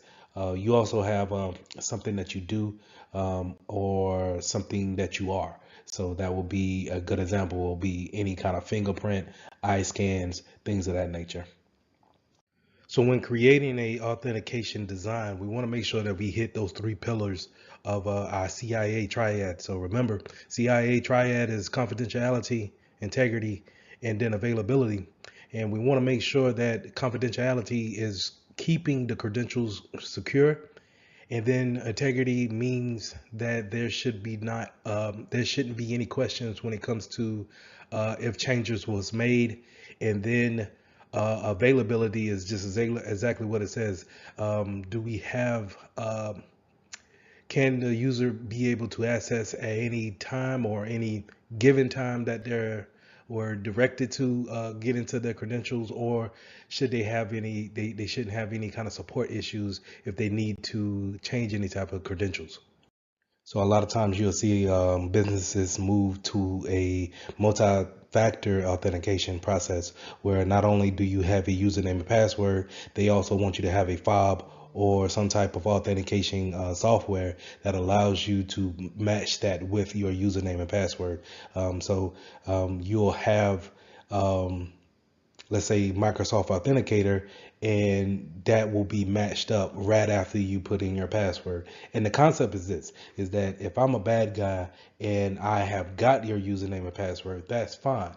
Well, it's not good, but it's fine, so to say, if I can't get to your cell phone and get that multi authentication piece that's also linked with that username and password. So now you kind of leave me with no options of how to get into your account from the get-go. So it's good to have multi factor authentication whenever possible, but also sometimes we need to sit back and think about the business needs. Is it plausible to have it for everything that we need to log in for? But it's not just always having a token that could be a multi-factor. It could also be somewhere you are, some type of geolocation. Are you on the company's network? Are you on a particular VPN? That can also lead to a multi-factor, something that you can do. What kind of unique pattern can you perform that's only up to you?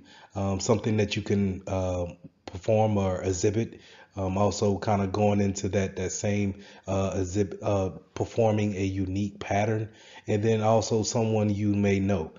So this may be going into the web of trust type of thing, where if I'm associated with this individual or computer, then I'm in a trusted network.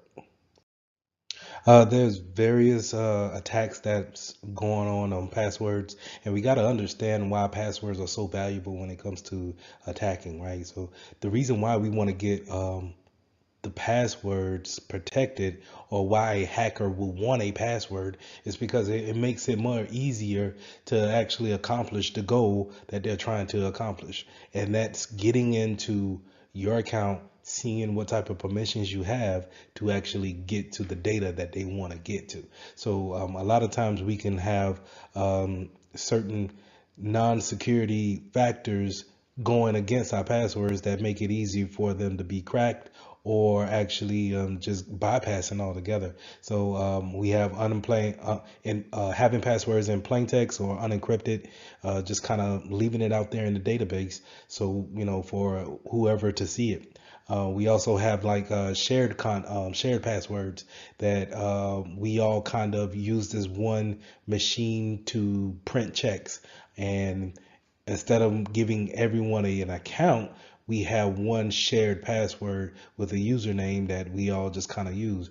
The most famous way of going in and breaking someone's password is just a brute force attack, using something like John the Ripper, to actually go in and brute force a actual password, trying every possible way to figure out what is your password. So that's why, as a security professional, we harp on having a type of criteria when it comes to long passwords, having special characters in there, because whether you know it or not, the longer a password is, or the more complex a password is, the more longer it takes for a brute force to actually happen on that password.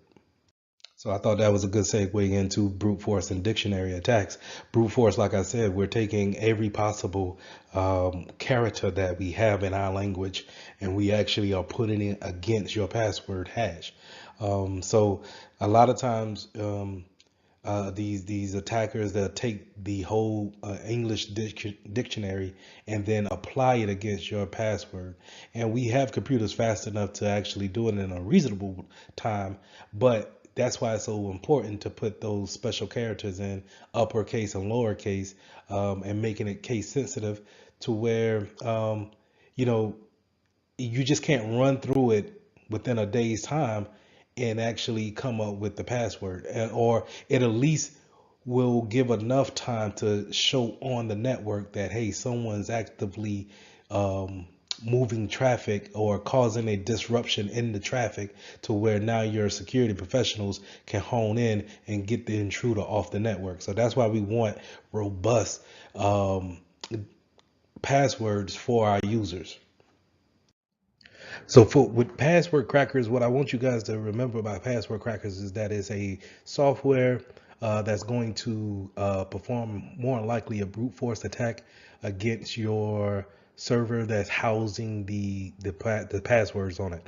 So 9 times out of 10, your exam is going to ask you how does it do this, and that's going to be more likely a dictionary attack or a rainbow attack, where a dictionary attack is actually going through each word in the dictionary and then trying each character, and then it changes it at a time. So remember, a brute force is just kind of trying each and every subject, character, symbol, one at a time, to see exactly what works. This is a surefire way of making sure that you will get in, right? If given enough time, a brute force attack will eventually work. But that's the beauty of having such a complex password, is that given the time that the software needs to actually try each and every character, um, your password, to where it's is the length capacity creates more time for that software to actually perform the brute force attack. So therefore, it could be thousands of years before, literally thousands of years, if not millions of years, for a particular password to be cracked in order to try each and every character. So just keep those things in mind when it comes to password crackers. They eventually will get to it, but eventually may come in 10 million years. All right. So just keep those things in mind when it comes to password crackers. So authentication management, making sure that we understand where our passwords live, making sure that we have proper access to those passwords that's kind of stored somewhere. A lot of times, if you log into a certain application on your phone, it may automatically fill in that password box for you. So just making sure that you understand what caches your password, making sure that you have the proper, if you're leaving your passwords into a password vault, so to say, then we have the proper permissions to go into that vault. Do we have two-factor authentication in order to enter that vault in order to see the other passwords that we have stored? So just keep those things in mind.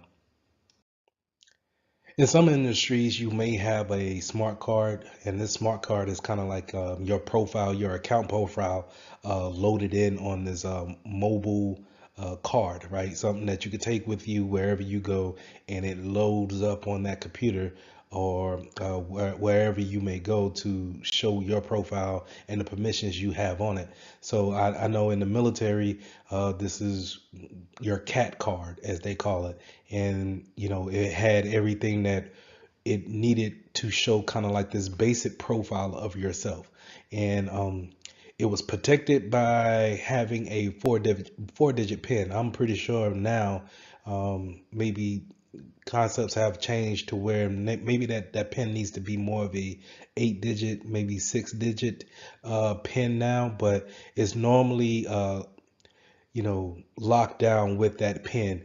Now, you would always keep your smart card on you because we would treat it kind of like a license or some type of debit or credit card.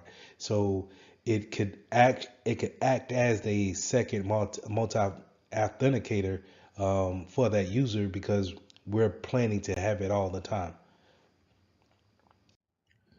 So we also got this thing where we can put our usernames and passwords on kind of like an external device and use those things to log in to apply those credentials. And we will say, hey, instead of you actually logging in every day, use this smart card and that will have your credentials on it. And only thing you need to remember is a four-digit, six-digit pin, maybe 9 digits, and just type that in, and then you won't have to worry about changing your password or whatever the case may be. Because if you have this lets us know that you have access to our network. And a lot of times we see this in smart cards or USB tokens. Excuse me. So with smart cards, again, it's that the chip that's on that smart card houses all of the credential information that you need in order to navigate on your company's network. The problem with that is that we as humans tend to lose things from time to time. So if we're on a business trip to Las Vegas, and we tend to lose things, and we lose our a smart card. Now we have just created a denial of service attack on ourselves by losing the card, but also maybe giving potential access to someone else who finds the card, and then maybe if they can slide it into let's say a laptop to actually get permissions to whatever network that's out there. So we just want to keep those things in mind when it's best practice to actually have a two-factor authentication when it comes to giving out external devices like this or a USB token, because you want your users to remember their username and password, but also to justify even more who they are, especially in a remote world. We want them to have that extra authentication piece to say, hey, yes, I do know the username and password, but I also know that I need to pair it with this token. And so this token was also given to me by the company, and then I have those two things, and hopefully they haven't fell in the wrong hands. So this one more factor of putting in kind of a defense in depth in order to build this force field up. So not only are we just relying on username and passwords, but we could rely on a smart card with a PIN number, or a smart card that only works with certain laptops, or just having a USB token going along with your username and password. Therefore, your users need to know both in order to get onto the network.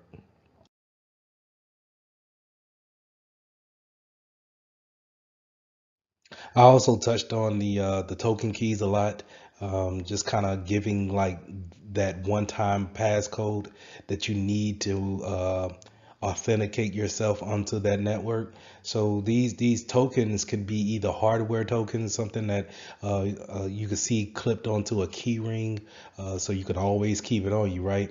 Or you can now have it as a downloaded app on your phone, or smart device. So it could be a pad or a tablet. So you can have these soft tokens on your phone and log in it with a pin, of course, and then it gives you a code that you can actually finish authenticating with. So to give a good example of that is that when you log in to whatever access site that you're trying to get into, you'll put your username in, you'll put that password in, but then it would actually go to a different window to show, hey, put in the token for that matches this hardware token, right? And it's basically talking back to a server that has the same type of numbers going back and forth, and you'll see kind of a countdown, and you have maybe 60 seconds to put in the code, and in order to have that code put in, then now you're synchronizing with that authenticating management server in order to give you access to your account. But don't get that confused with don't get the soft token confused with open authentication. So the OAuth is more a kind of a second factor to it, where we put in our username and password, but it sends a confirmation uh, to us, and it's good for maybe, let's say, a day, or maybe 15 minutes, whatever time frame that the administrator wants us to have. But it's sending us a confirmation to say, hey, did you receive this? And if you did, then respond back to the window that we automatically sent you to, and then we will let you into your account. So this is not necessarily the same as a second a software token, where that's actually talking back to the management server at real time.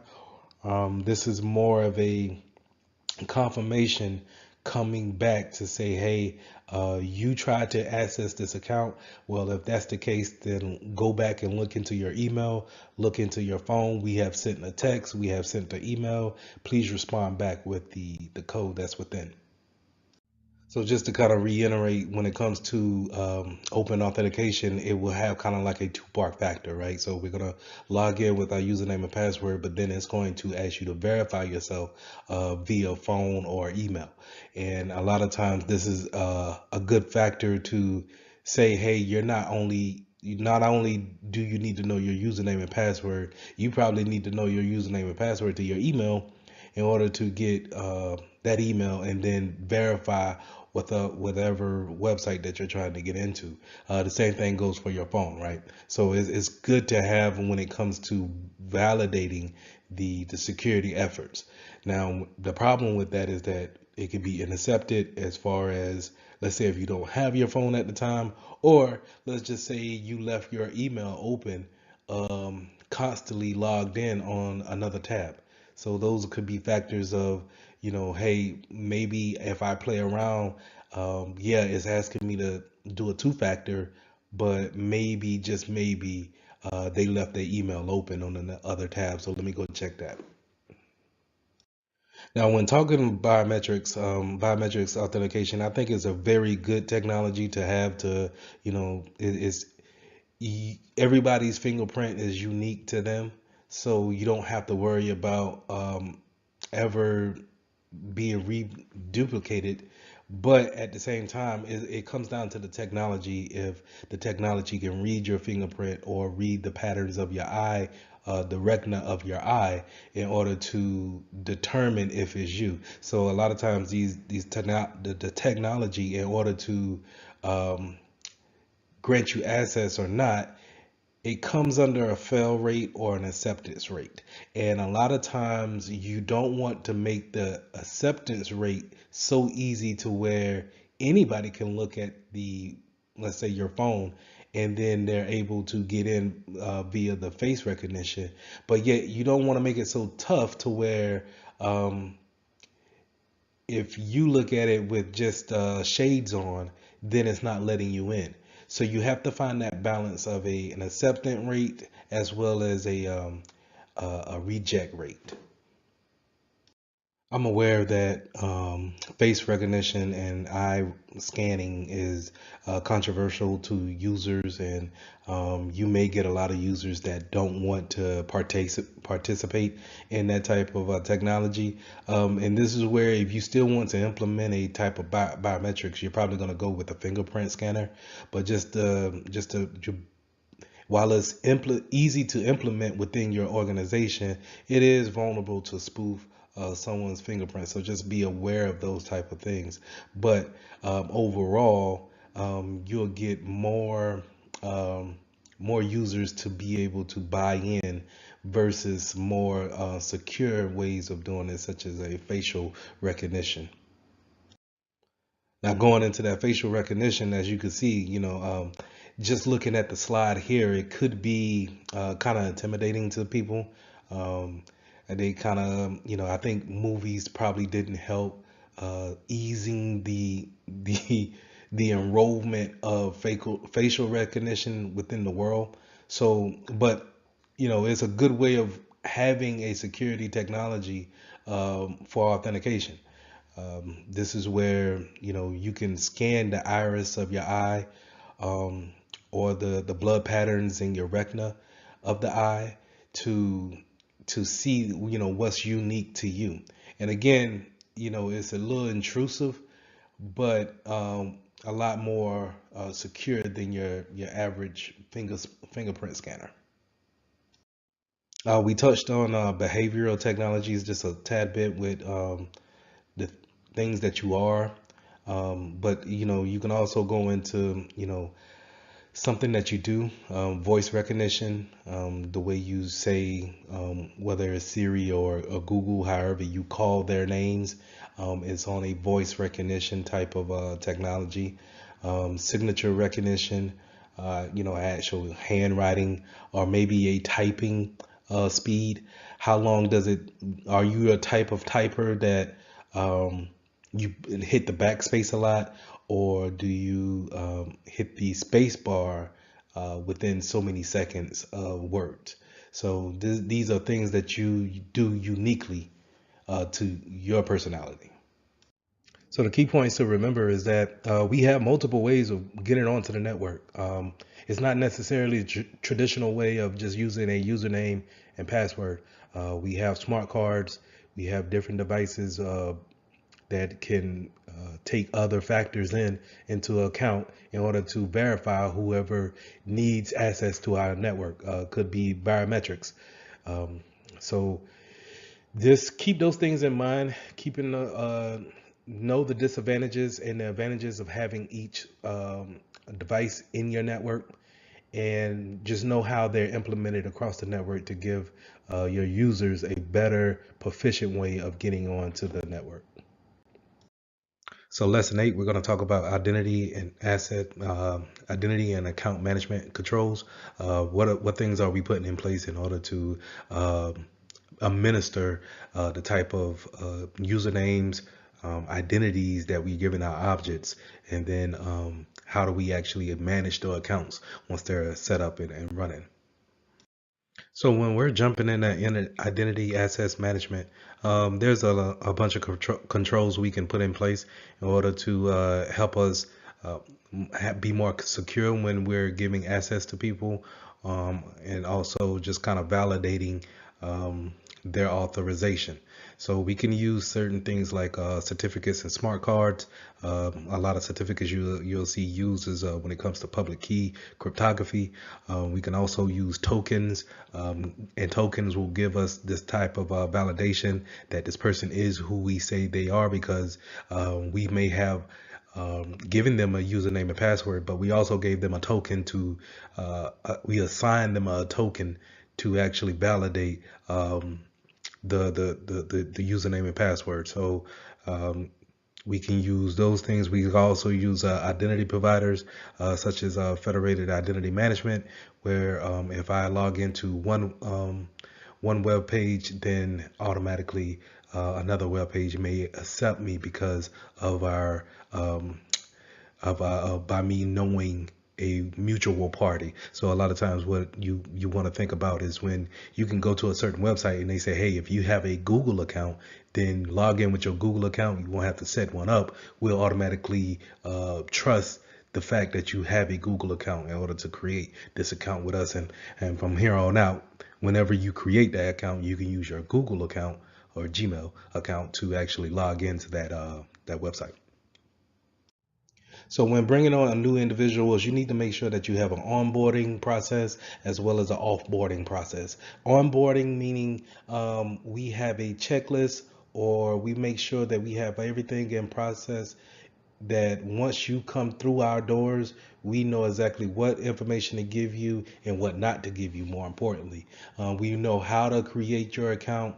We know how to give you permissions to where you can print to certain printers, be able to share files within your first day, and you're not sharing out of your scope of the things that you need to do in your work day. So we want to make sure that HR has the proper policies, making sure IT has their proper policies as well, and that everyone that we bring on, that it's a almost a cookie cutter type deal to where everyone has the same process.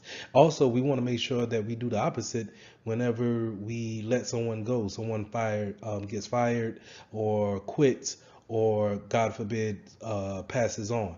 We want to make sure that we have a offboarding process as well, making sure that we take away permissions, we take away cell phones, any kind of tablets that they may have, laptops, tokens, anything that we have given them.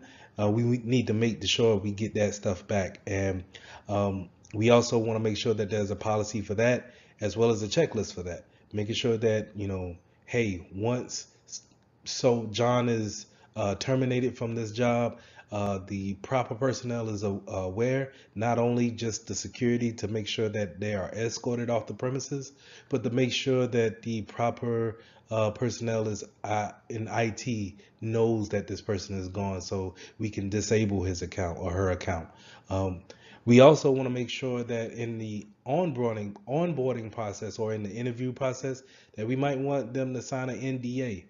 Maybe the job that we're bringing them on for, we need to tell them trade secrets or important information that makes us unique in our field. And so in order to give them that information, maybe we want them to sign a non-disclosure agreement saying that you won't talk to anybody else if you're not selected for this job.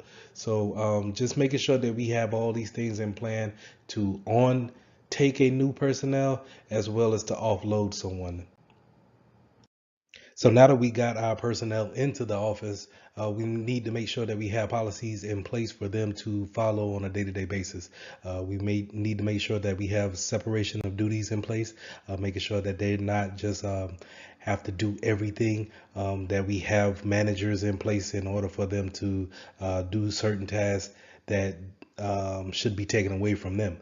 So to give a good example on that is that if a bank teller has the permissions to print a check, then they should not have the permissions to cash the same check. They should have to go to their manager or floor manager or whoever in order to cash that check. That should be a separation of the duty. Now, we have least privilege, and we want to make sure that we give them only the enough permissions for them to do their job on a day-to-day task. We don't want to overload them with permissions in order to see every file that's here on the directory. We want to make sure that we only give them enough permissions in order to see what they need to see. And this is needed because if they're compromised with their account and a hacker gets into their account, then we don't have to worry about them seeing more than what they're actually able to see. They can see only what Bob can see in the mailroom, and he doesn't have access to the marketing department. So make sure that we have least privilege entailed on our accounts.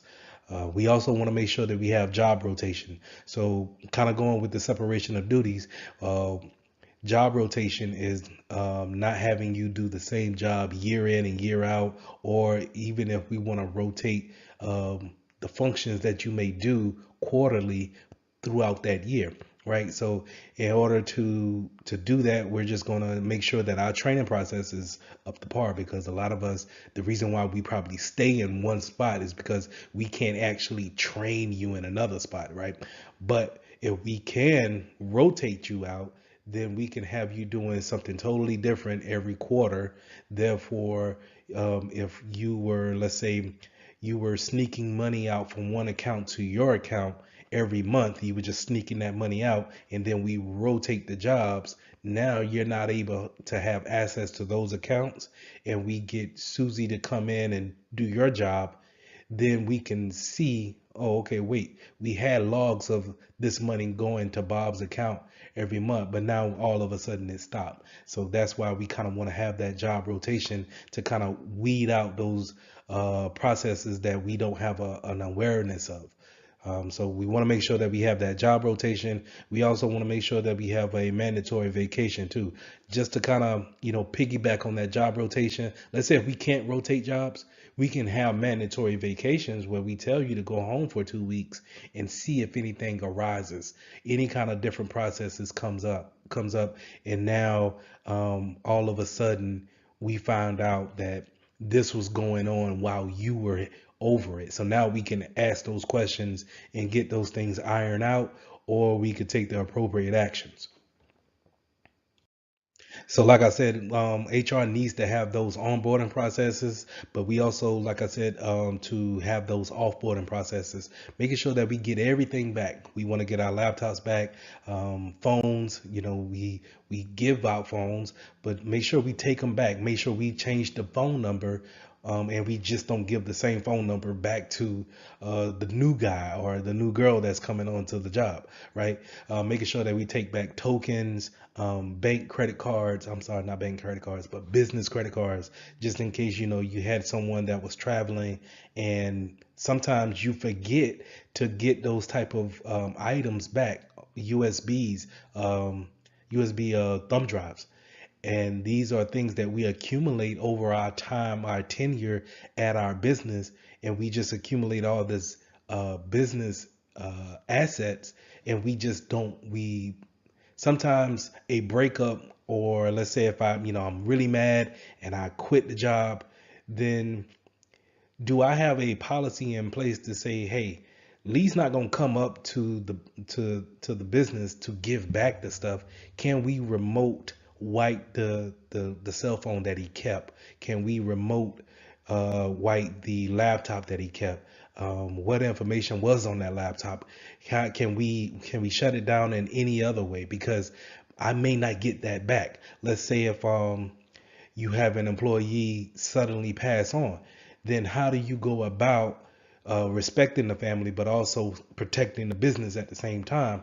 What is the process on that? So we want to make sure that we have all those policies ironed out, and making sure that we have just as a robust onboarding processes, that we have a offboarding process that just as robust to keep the business safe, keep it moving forward, but at the same time, getting back what assets you may have given out to that employee. So when creating accounts, we want to make sure that we have privileges limited to what a user can do at their job and nothing more, right? But we also want to make sure that we put in different policies like password policies, and we also want to make sure that they don't have permissions to change any kind of system configurations. To give an example is that once I give Bob the credentials to log into a computer at work, do I really want him to add his own printer or his own device at on his login account? So we want to make sure that we don't give them any kind of system configuration rights, and have, unless it's part of their job to do so. So if we have Susan who's just got added onto the IT team, then she needs to have a privilege account in order to allow those type of changes to happen. Whenever we have guest accounts for our third-party vendors that come in, we need to make sure that they have an anonymous log on, something that we're going to throw away as soon as they're done with whatever business that they're bringing on to the company. So we want to make sure that we really limit their accounts to only the things that they need, and that's pretty much just internet access, but we want to make sure that we lock down those type of accounts. So we touched on group-based policies just a tad bit whenever I was talking about we create a group. Let's say we create a group for marketing, the marketing team, and we want to make sure that they can go to their marketing printer. They can talk to each other all within the department just fine. They can share files with each other. They can look at the files that each other has made, and we want to make sure that policies for that group accounts for everyone that's in that group. So if we can create a group in Active Directory with a certain amount of policies for a particular group, and we know how their business and their operations work, we can limit their permissions only to their job needs. And so whenever we have someone come on to the organization or leave the organization, only thing we have to do is really just take them out of the group or put them into a group in order to have those permissions or to take those permissions away. Now let's talk about admin accounts, super user accounts, root accounts. These are accounts that are pretty much can make any changes to the network. But as a security professional, you don't want to give someone super user account, or in the industry, sometimes we'll say a God account, to where there are the only ones that can make the changes. Now, I get it if the corporation or the company is very small and it's a handful of administrators, it may be an account that has a super user does all account. But we want to make sure that we're very careful with these type of accounts, because these are what the intruders, the attackers, that's what they're looking for. They're looking for these type of accounts that can do all and go wherever they want to go on the network and manipulate anything that they want, because it has the permission to do so. So instead of me as a hacker trying to create my own account, why not just get an account that already has those permissions already applied to them? So we want to make sure that if we do have administrators on our network, that we give them permissions to make changes. But what changes can they make? Can they change passwords? And if they can change passwords, can they change group policies? And if they can change group policies, maybe they can't allow websites or disable antivirus software. So we want to make sure that we give them permission, but not all the permissions. And we want to make sure that we understand how the business works, how accounts work, and that way we can delegate the permissions accordingly. Now, going along with those admin accounts, sometimes you will run across these service accounts, and the service account is kind of like this generic admin account that you may get with a product that you just bought or you just got out of the store. So, let's say if you just bought a router or an extender for your network, it may come with a service account, a generic admin account that has the permissions of a administrator. The thing to be aware about those type of accounts is that a lot of us do not understand where they're at. So the router in your house may have a service account actually stamped onto that physical router. So, whenever you can, just pause this video and go and look at your router and see if there's a service account linked to it. It may have a username of admin and the password of an admin. And if you would to plug in the the web page for your device, you could use that credentials to get in and make the changes on your router. So we need to be aware that these service accounts are out there, and we need to make sure that we are able to get into those, change passwords, change the credentials, and maybe take some of the permissions away on those type of accounts, or make sure that we just at the least, change the password on them. So this slide pretty much reiterates what I said in the previous slide with the generic accounts. And they're kind of like generic admin accounts, but we also have shared accounts that, let's say in certain examples, would be kind of like we're working in a bank and we need to print checks. Maybe we have a standalone machine that's off in the corner somewhere, and we're just using that as tellers to print checks. Well, instead of giving people permission for that, since it's a standalone machine, we may have a one login machine, login credentials for that machine. And then now it's shared among the 10 or 11, 12 people that's in that particular branch for that bank. And so we need to make sure that those credentials that's on those standalone machines that are shared accounts, we want to make sure that our users are very aware about the security of those accounts, and then making sure that we go in as administrators on that account.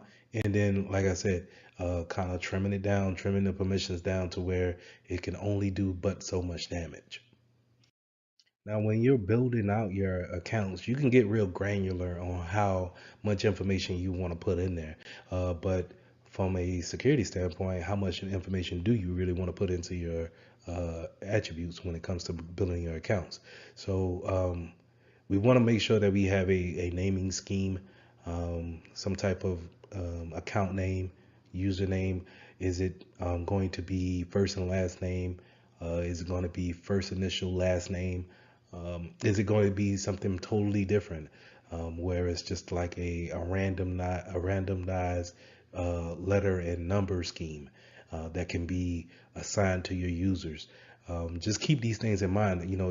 It's good to have is user friendly whenever your username is first and last or first initial last name, but when it comes to, let's say, reconnaissance on the hacker side, if I'm doing any kind of reconnaissance on, let's say, LinkedIn, then if I have a name in place and a company to link it to, then I can easily figure out the first part, which is your username. And then now the hard part would be the password. But if I had a random jumble of letters and numbers, then now you're making it much harder for the hacker to figure out usernames at least. Now, yes, it is kind of harder on your clients to remember something new, but you do run the risk of some clients or some users writing down their username and password. But I would rather go with having that than you're never going to change your name. You're never going to, the likelihood of you changing your name is low. So I would rather go that route versus of having something random for your username versus usernames being your name or initials.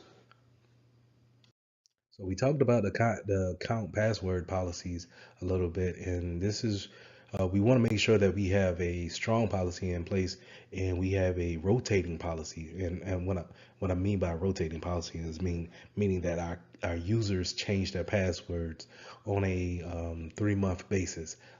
From what I've seen is pretty much standard. We want to make sure that we have a length character of somewhere from between 8 to 14 characters. We want to make sure that it is complex, where we are using a combination of alphabets, numbers, special characters, things of that nature.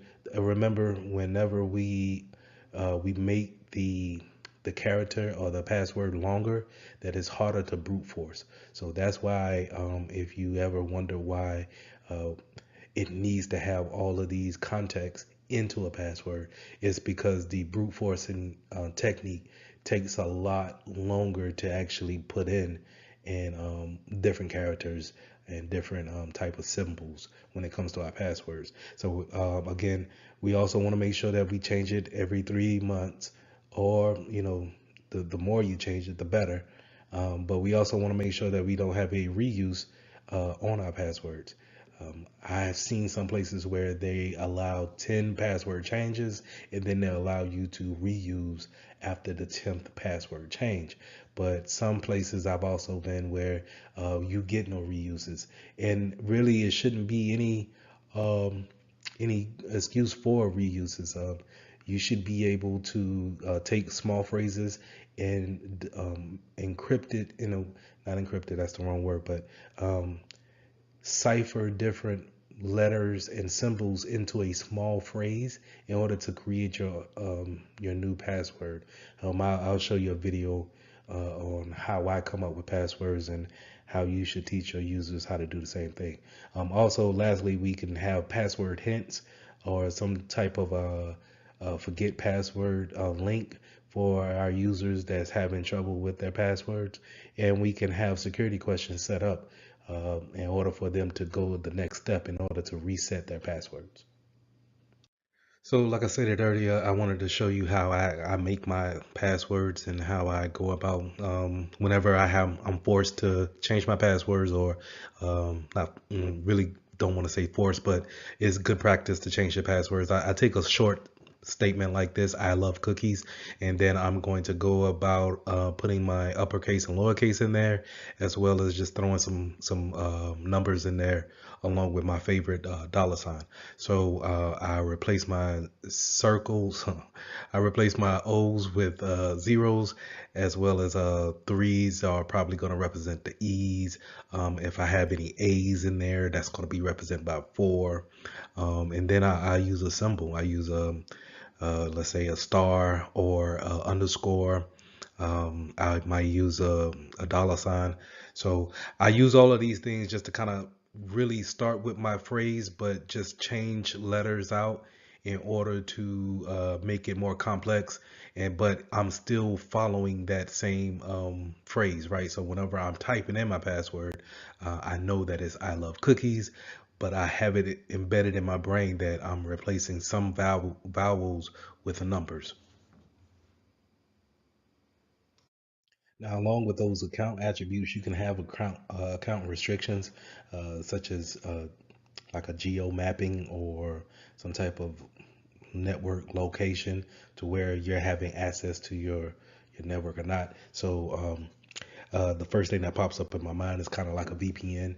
If someone is able to log in with their VPN, then they can have access. So that account is linked to the network, the internal network of the company. And we, in order for us as external users on an external network, we need to get to the internal via VPN, and it can be linked in that way when it comes to your account. You can also have a time-based restrictions on your account. So if we want our users to maybe work from 8 to 5 o'clock and maybe give a grace period at 6 o'clock, then we want everything, we could put that restriction in for 7 o'clock until 7 o'clock the next morning, to where we don't allow users to VPN in, or we don't allow users to come into the building, or if you happen to get into the building, you can't log in at that point in time. So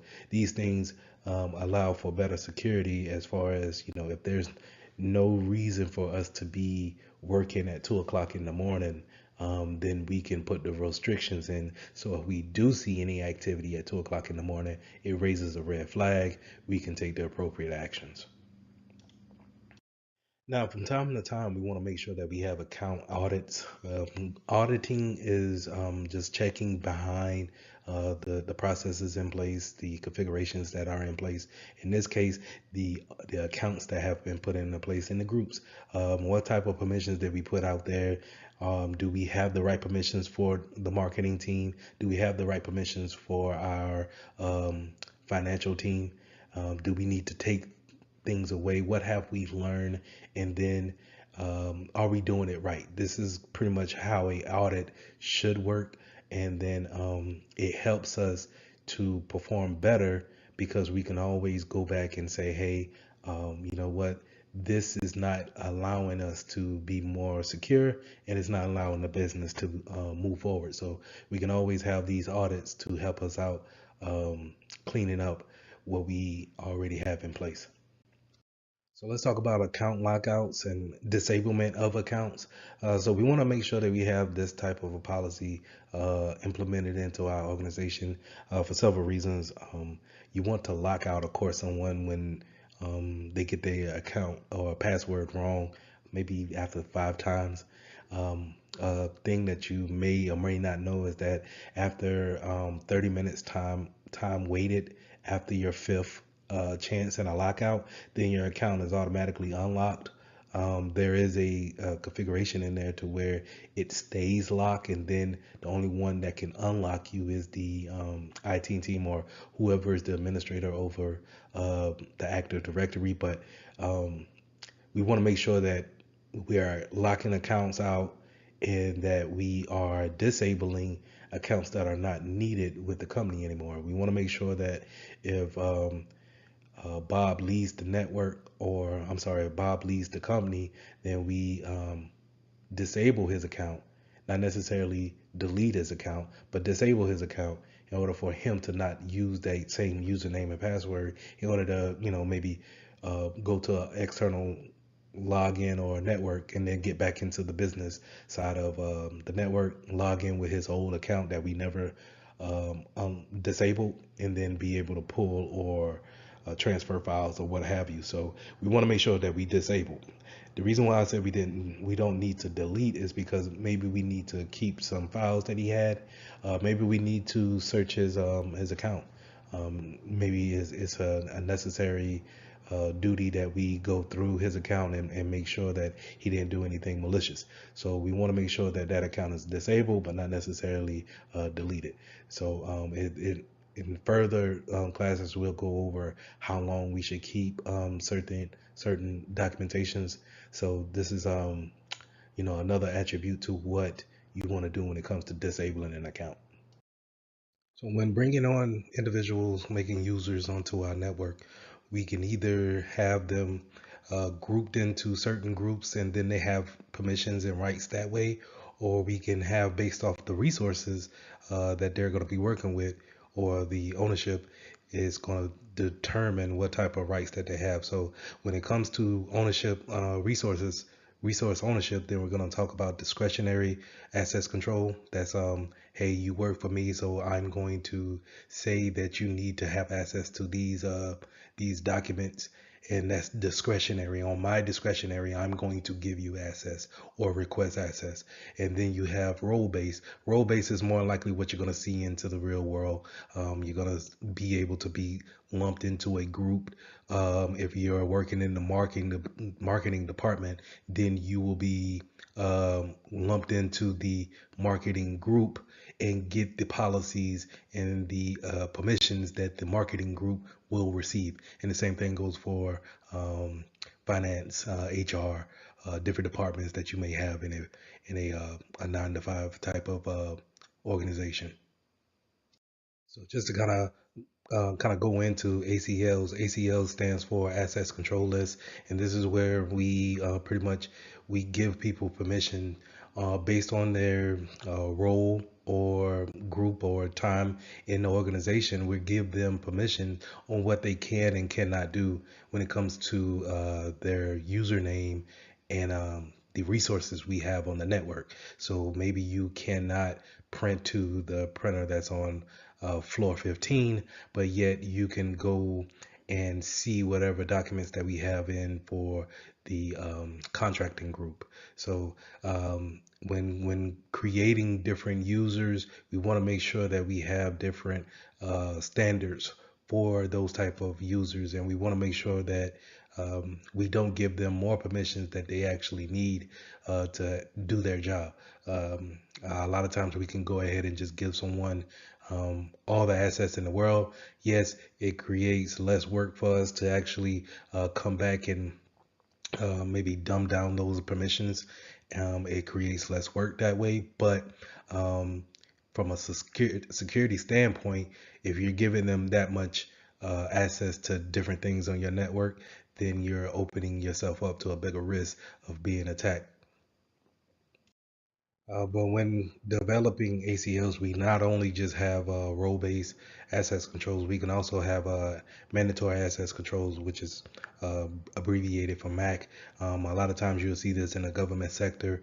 I know a lot of time when I was in the military that we would use labels and clearances to actually show what type of access you have, whether it be private, confidential, um, um, unclassified, secret, top secret. So you will see these type of things whenever you're um, studying for the exam. Just think whenever you're seeing labels or clearances, then you're probably talking about a mandatory access control. We also have attribute-based um, access control, which is a combination of the subject and the object. Where you're the actual subject and then the object you're trying to get to will be the printer on the 15th floor. So you can have those type of attributes determine what type of assets you have throughout the company. You can also have rule-based access controls, and this is where it's not determined by the users or the managers that's in the organization. It's determined by the system, and it's more of a stricter access, but a very secure access as well. So, and sometimes when authenticating to a certain site, you may have certain sites that trust each other on a federation level, and they say, "Hey, if you log into one, then we automatically trust you to coming in and accessing this account on our side." So a lot of times you'll see kind of like these inner workings together, and that's where you get OAuth and OpenID kind of connecting these accounts together on different sites. You see it when it comes to different websites as well as from a website down to a mobile app. So going back to our onboarding process, whenever we're bringing on new individuals to our network, we want to make sure that we put out different policies that they know the terms on which we allow certain behavior. A lot of times, everyone who's been hired on have probably signed an acceptable use policy, AUP, and that's pretty much laying out the guidelines of what you're allowed to do and what will not be tolerated at this organization. So we want to make sure that our policy strictly outlines everything that we are willing to allow on our network. You also want to make sure that in some cases you want to make sure that you have a rules of behavior when it comes to social media. Are you allowed to take pictures within the organization and then post them on social media? It's not necessarily how much you can post in your actual saying in a statement, but then if you're letting out secret information or confidential information in a post, then we need to have policies against that too. So just make sure that we outline these type of things are what kind of behavior we are willing to accept of our users. We also want to make sure that this is where we outline if they're going to bring in their own phone to use within the organization, or we're going to give them a phone. you know, once they if they're going to bring into the organization their own phone and then put corporate emails on their phone, then technically that information is outside of the care of the organization. So how would they need to monitor that? How would we need to have our users take care of that information that's on their personal phone? So all those things need to be outlined on a policy, and make sure that our users sign those policies upon entry. So what you want to do on I would say a monthly basis, but more of an annual basis, is we want to train our users. We want to make sure that our users understand what we want to have them do within the organization, right? So kind of reiterating that acceptable use policy, we want to make sure we train our users on the different types of security policies that we have, what to do, how to handle data that's leaked out, or maybe before you actually make a mistake and sending out confidential information, what to do when you're faced with that adversity. So we want to make sure that they know what to do, how to react, and then the appropriate things to use or appropriate things to say when it comes to divulging different type of data that's secret to the organization. Now, like I said, this training normally happens yearly, and we often have to sign off on it, saying to a governing body that we have taken the training. But a lot of times you can have those training broken up into different types of methods, right? So not only can we have them go into a certain website and do different scenarios and simulations with a computer-based training, but we also can have phishing campaigns that go out throughout the year, quarterly, or maybe twice a year, if you really want to just kind of test the waters when people are getting into their workflow, making sure that they're going in and doing the things that they need to do on a daily basis. We might want to just throw a phishing campaign out on a quarterly basis, and making sure that they understand what a phishing email looks like. Because sometimes when you get into that flow of just working, looking at emails become redundant. So you want to make sure you test your users to see if they're on their toes, and see exactly how a good phishing email looks and how to react to it. So the key points to remember when it comes to identity access management is that this is a baseline of when users come onto our network. What do we give them permissions to do? What do we give them permissions to see? And how do we manage that as they go through their tenure here at the business?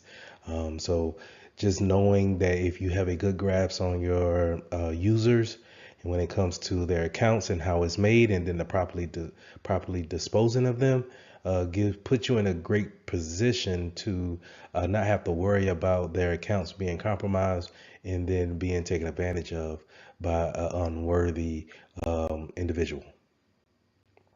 So lesson 9, let's talk about securing network designs. How are we gonna put things in place in order to make our network more secure, and keeping them out of sight of the bad guys.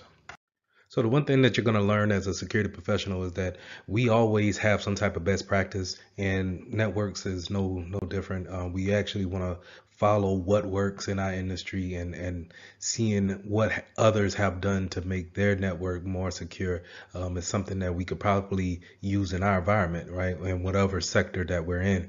But a lot of times we want to make sure that when we start designing our network, that we actually set things up in a secure manner. We have security in mind. So we want to make sure that we not only think about what type of encryption that we want to use on our networks, but we also want to know about the single points of failure. Is it easy for one router or asset point to go down, and then now no one can get on that network?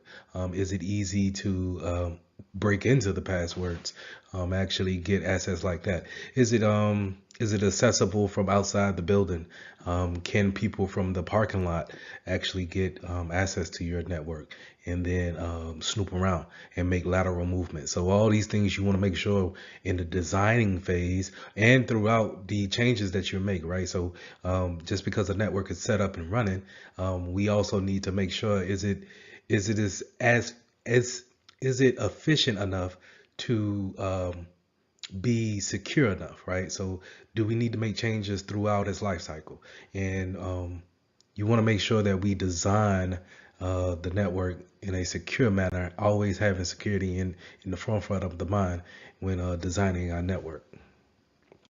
And so when you're designing stuff of your network for whatever, whether it be the house or your home office or whether it's a small business or enterprise, you want to know how data flows in and out of your network. So you want to know if we're in a small business and we're trying to set up a network for a dentist office, we want to make sure what devices do they have on the network, and then what are we doing to send out different data? Are we just checking email? Are we downloading files from a cloud provider? What are we doing on a day basis? And that's knowing your workflow, knowing your business architecture, where we know exactly what the business is doing to make money. And then now, how do we formulate a plan around the network in order to make making money more secure, right? So that's how we want to look at things, and we want to just know every detail about how business is conducted in this whatever venture we're in, and then we want to make those things secure. So if you're not familiar with the OSI model, I want you guys to take it upon yourself to actually Google the OSI model and look at the different layers about how data is transferred from one device to the next. But this picture right here is pretty much showing how data comes into your network. So at the physical layer, that where the telephone cable that goes into your, not a telephone cable, but the RJ45 that goes into your laptop, that Ethernet cable, that goes in, and then it actually communicates with the NIC card that's in there to the network closet that you may be connected to, or the Wi-Fi signal, and you're connected to that access point. And as you see right here on the first layer, you'll see that switch and that access point. That's where the data is coming in. So if I send you an email, it's going to show up at that access point and then wait for some type of communications to your device in order to, actually bring it up to the application layer, which is layer 7, in order for you to actually see what's going on. So this diagram here just kind of shows a quick overview of how these layers look. Now, mind you, it's 7 in all, but you just see your main ones here when it comes to networking and how data comes into the network, and this is how it flows out. So it starts at that application layer, and then it goes down. It breaks down into layer 6, 5, 4, 3, 2, 1. Once it gets back to layer 1, and it turns into bits, ones and zeros, and that's how it goes across the network to its destination. Its destination being a router in Atlanta, or just someone that's on the 5th floor while you're on the 3rd. So that's how data is actually transported from station to station. And we also want to look at this kind of this diagram by showing where we want our firewalls to be put at. Sometimes we may want to put our proxy servers in different spots in order to take our data, analyze our data, or maybe even redirect our data when it comes in, kind of like redirecting the traffic or making a detour if we needed to. So this is a good example of that. And like I said, if you're not familiar with the OSI model, please take your time, Google it real quick, and read up on it and watch some videos on it. Network segmentation is one of the best ways we can make our networks more complex, not putting everything on one network, being able to segment the network off into different VLANs and have different devices talk to or be on the same IP wavelength as other devices that they're actually doing the same thing. I think it shows a complexity that you've put thought and effort into your network, but it also it's a hindrance to a individual trying to hack onto your network and then trying to see what's actual valuable on your network. So and we want to separate our marketing department away from our financial department. It serves a lot of a more of a purpose than just lumping everybody in onto one network. Now, this slide talks about network topologies and zones.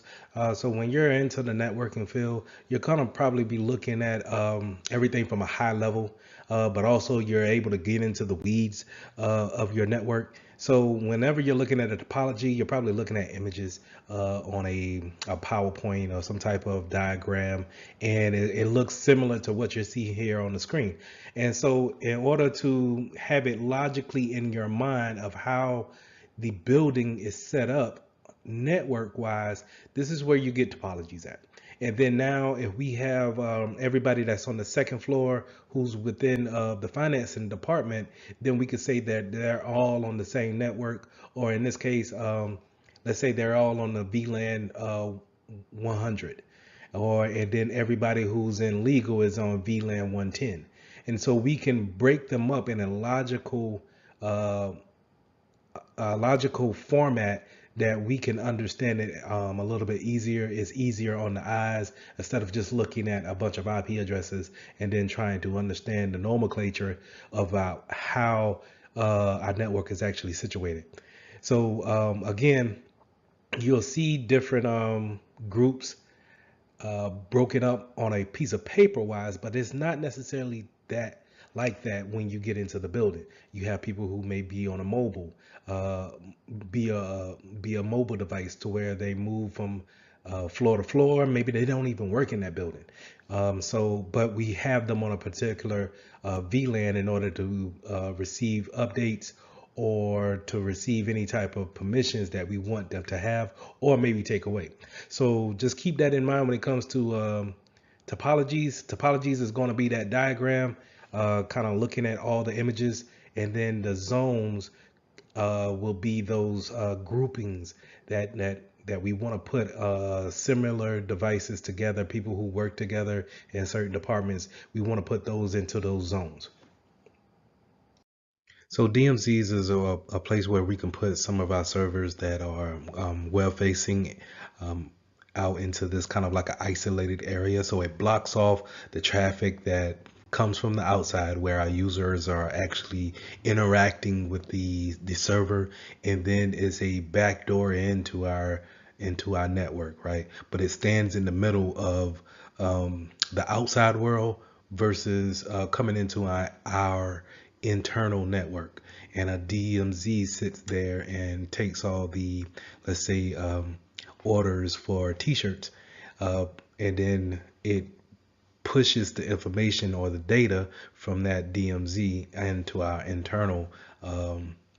internal servers, where we can take the data and fulfill the order of that t-shirt. So DMZs is a good way of just kind of isolating something that we need for it to be out to our customers or our users, something that they can touch and actually put information in, but we don't want them to actually come into our internal network and then place those same orders or put in different information, different data on our internal networks, because you don't know who they are, right? So we can use DMZs for this action. Now we also have something called basting host, and it's kind of the same thing. Or you'll hear some people may use honeypots, something that's out there sitting away from the internal network, but it's accessible for outside networks, or if in the case of a honeypot, then it's out there for a hacker to actually see and then actually try to manipulate And then what we're doing as security professionals, we're logging that information down and learning from whatever tactics that they're using on that machine. So hopefully we all are familiar with IPv4. That's where you'll do your command prompt. You'll bring up your command prompt. You'll type in ipconfig, and then it'll come back with some information about what kind of IP you got from your router. And more than likely, it's going to it's going to have a 4 octets, and those octets are separated by the periods or the dots in between those numbers, and that's an IPv version 4 type of address. The thing about that is that it's only set to so many addresses in the world. So that's why we have different classes, and different businesses have different types of classes of IP addresses.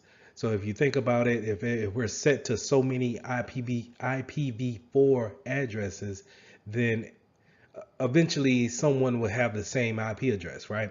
So if we set them up in classes, then we can use something we call NAT, network address translation, to when we send information outside of our network, then it uses NAT to change into a public IP address, and then uses NAT again to change back into a private once it reaches its destination.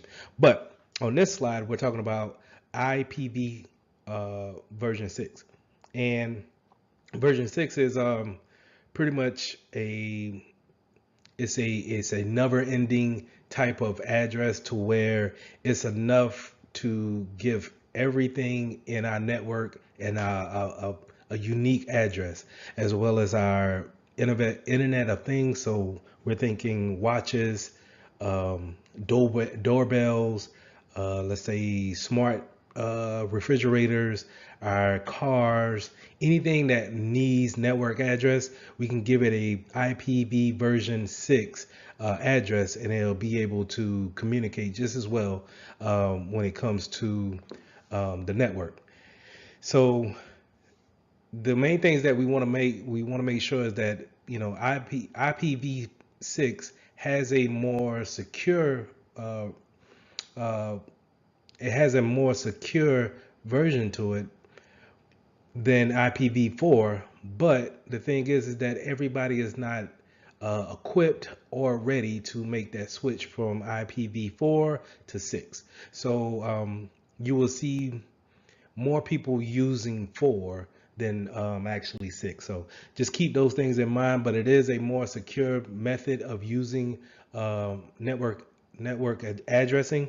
It's just that we're not ready to actually make that transition over. So not only to having VLANs and segmentations physically on the network, we can have certain things such as having a data center, alternate data center that's out there, or a data center that's not in the necessary same region as us.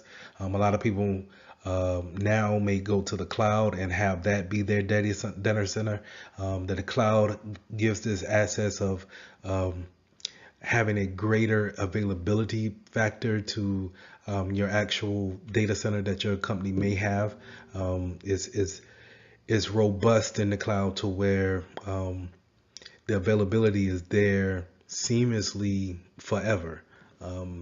And so it has a greater chance of the data has a greater chance of being accessed versus if, let's say, if there's a big storm coming into the city and your data center is in the same city as your building, and then now no one can work from home because not only is the city out of power, your data center is also out of power. Therefore, no one can access the data. So the cloud kind of eliminates that single point of failure, so to say. We can also have zero trust, and zero trust, the implementation, the thought behind zero trust is just constantly validating and not trusting one federation to another, right? We're constantly validating any input that we get, and therefore, if we're constantly validating, then pointing out any type of action that is not validated or authenticated, then it's easy to point out and then actually discard of. So when it comes to networks, a lot of times you're gonna hear as a security professional, it's the man in the middle attack, and that's where we're sniffing that network. We're intercepting that traffic that's going across the airwaves or on the landline, and we're actually observing that type of traffic and seeing if we're able to see what's going across the network, right? So we want to avoid those type of attacks. Again, you'll see a lot of people, as a security professional, we'll see a lot of times that's being associated with Wireshark, having that tool be able to sniff the network and then gather those type of packets, right? But we also have spoofing.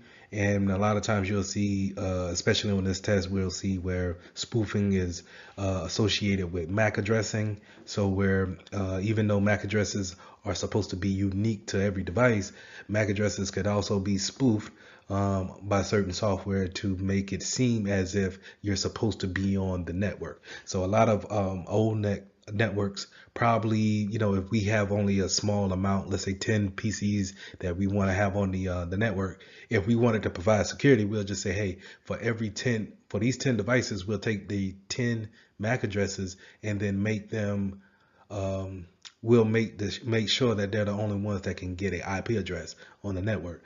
Well, sometimes I could spoof that, and then now instead of you giving me a DHCP constantly changing my IP address, you think that I'm already on the network, so you automatically give me one, right?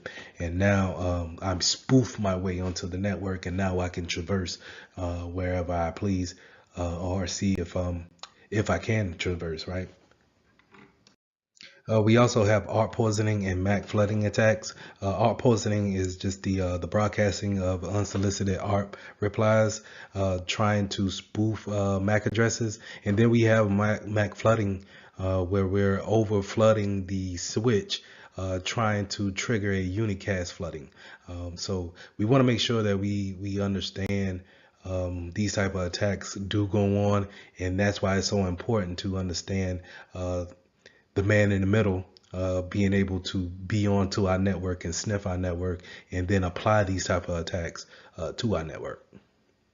So we also want to provide a prevention on looping within the network. So we want to apply the spanning tree protocol, where we don't want to cause what we call a denial of service on ourselves by having a broadcast or a flooding unicast given out on the network, constantly sending packets back and forth, and the units don't know what to actually do with it because it's coming in so fast. So it causes a denial of service within the network. So we want to make sure that we set it up with the spanning tree protocol in order to provide a better so just in case we plug in different Ethernet, or we plug in a Ethernet into a wrong port, that we don't cause a network outage, right? So this is what we want to make sure that this goes into our planning and designing the network in the beginning, right? So in order to protect us, we kind of want to have port security. So on those routers and those switches, if you ever seen them, we have, sometimes we don't use all the ports on them, right? But sometimes when configuring these switches and routers, we leave those ports activated. So whenever you do plug in an Ethernet cord, you may be on DHCP, so you automatically add it to the network, right?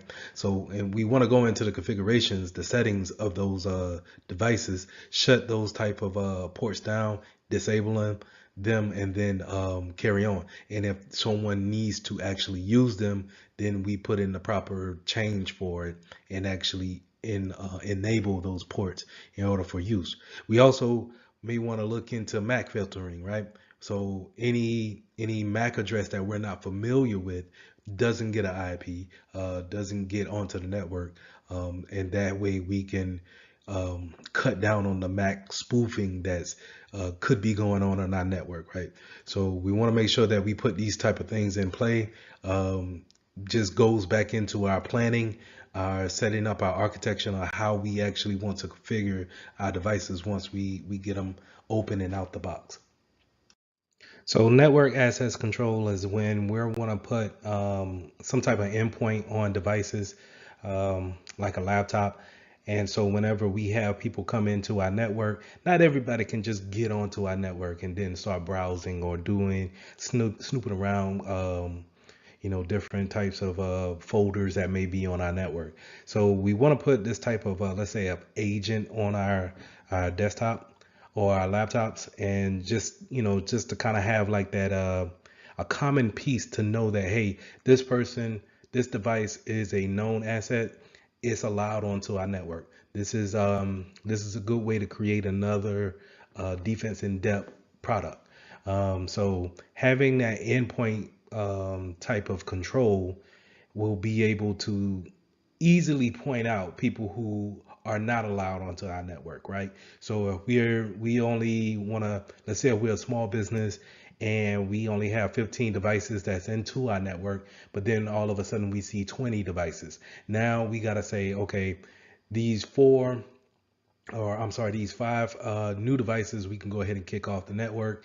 And if it's legitimate traffic or a legitimate device, we can then make an exception for them and then bring them on, or more importantly, put our endpoint agent on that PC or device in order to keep track of it, and then make any type of changes or updates to it accordingly.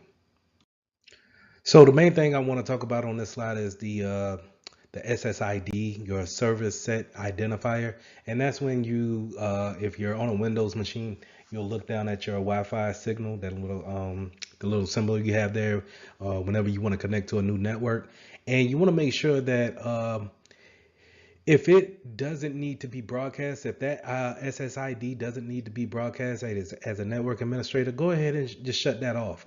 There's no need to broadcast it out if everyone is automatically connected to it. And the reason why we want to go ahead and shut it off is because it's a good way for me to go and create another SSID that's similar to it. So if my SSID says bayonet 1, then I can, as a hacker, I can go in and say, okay, everybody's connected to bayonet 1. Why don't I just create a bayonet 2 with a rogue access point and see who I can get to connect to mine? Because employees are not necessarily tech savvy to understand why, as administrators, we do what we do. So whenever someone comes in from a long day of work and they're just trying to connect to the network, and they don't really know if there shouldn't be a bayonet 2 SSID, they just want to get to the internet. Yeah, so we just want to make sure that we can disable that if possible. And then if we need to broadcast it out, make sure that our employees know which ones to contact and which ones is a legitimate one. So if they see any type of rogue access point, then they can go ahead and report that to the proper authorities. So just to kind of add more on to the wireless access point, when we're setting up our wireless access points, whether we're in a business environment or we're back at the house, or some type of we're setting up a wireless device at our friend's house or maybe at the church, we want to make sure that we're using Wi-Fi protected access 2, WPA2. Now, if you have a more high speed upgrade of a router and you see WPA3, I would use it, but sparingly, because you want to make sure that people are able to connect to it and then actually have some service. So more than likely, you want to make sure that you're using WPA2, and we definitely want to stay away from WPA, just the version 1 issue of it. So we want to make sure we stay away from version 1, but yet we use WPA2. And a lot of times on these routers, if you try to use WPA, just the version 1, it'll give you some type of warning saying, hey, you can use it, but at your own leisure. This is unsafe. Okay, so again, just to kind of to beat this point in, is that Wi-Fi protected access 2 is what we want to go with in our environment. So Wi-Fi protected setup, I've seen this on several home devices, routers, or let's say extenders that you can buy. And I also seen this button. It's a button that you can press on your, let's say, a printer. And instead of going through the actual configurations of finding the website or finding the web page that's associated with that printer and then manually adding it to your router, you can hit a button on your router that says WPS, as well as the button on the printer, and it will do a wireless connection and set up the configurations that way. It's a very convenient access, just to kind of set up new devices into your network if you don't want to go through the hassle of trying to set it up and then going on and finding the web page for it and then doing the configurations manually. You can use this feature to actually connect devices securely to your network. But you want to make sure that your access point firmware is up to date, and we want to make sure that I would suggest that you go in after and still look at the configuration settings and making sure that you have a baseline of what you want on your network. But just the know for the exam is that it's a convenient way of connecting devices via a button on both devices. But say if you're in an environment where you need people to connect to your Wi-Fi, but you don't necessarily need to track them. So you don't want to put that agent on there, that endpoint agent, in order to keep them safe and protected from anything else, or keep yourself, protected from anything that you don't want them to do to your network. You may want them to go through a open authentication or a captive portal. And this is what you see a lot of times when you go to a motel or some type of a coffee shop, and it has a public Wi-Fi. But whenever we connect, is that it brings you to a splash page, a setup page of saying, "Hey, you're connected," but in order for you to carry on with, sending data back and forth or web surfing, we want you to, one, comply with our policy, and then two, we're going to use this type of encryption while you're actually using our internet. So this might be, like I said, is good for places where you're seeing open Wi-Fi connection and people are coming in and out all the time in order to use the Wi-Fi, and then that's it. You may never see that device ever again. So this is how you can keep yourself protected, but yet at the same time provide that service. Now, remember what I said about having someone putting another access point, or when I say access point, think about another router onto your network. So someone putting another router onto your network, and then now they're routing traffic because you set the SSID up to be broadcast, and then now someone has taken that SSID nomenclature, and then now they want to name something very similar to yours, but now they're using it to route traffic to wherever they want to go, or maybe browsing the traffic or sniffing the traffic, sorry, to see what's going on, what information is passing back and forth. So these are commonly known as rogue access points. That's when someone is not supposed to be there, right? It's a rogue access point. And then you have an evil twin, and that's where, like I said, it's masquerading as a legitimate access point. So we want to make sure that we keep those things, we keep an eye out for them, especially if we're on a networking team, and just making sure that our employees understand what network they should connect to, and if all possible, maybe we want to disable that SSID and make sure that they only have one place for them to actually connect. And the reason why I stress the fact of having a rogue access point on your network or having an evil twin is because not only can they sniff the network, but they can do things like this, where they can do a disassociation attack, where they can look at the traffic going forward, back and forth, and then take over that session that you may have open with your bank. And now they can pose as you just by disassociating your session with that bank, and now they are controlling that session and then routing money wherever they need it to go. So we want to make sure that we want to stop things like this when it comes to disassociation and replay attacks. But in order to do those things, we need to make sure that we have a good understanding of how can a hacker get into our business and then legitimately reroute the data from one spot to the next. Now, another attack you need to be aware of is jamming attacks, and this is where we have a very loud radio signal to actually cause a loud interference with our legitimate network signal.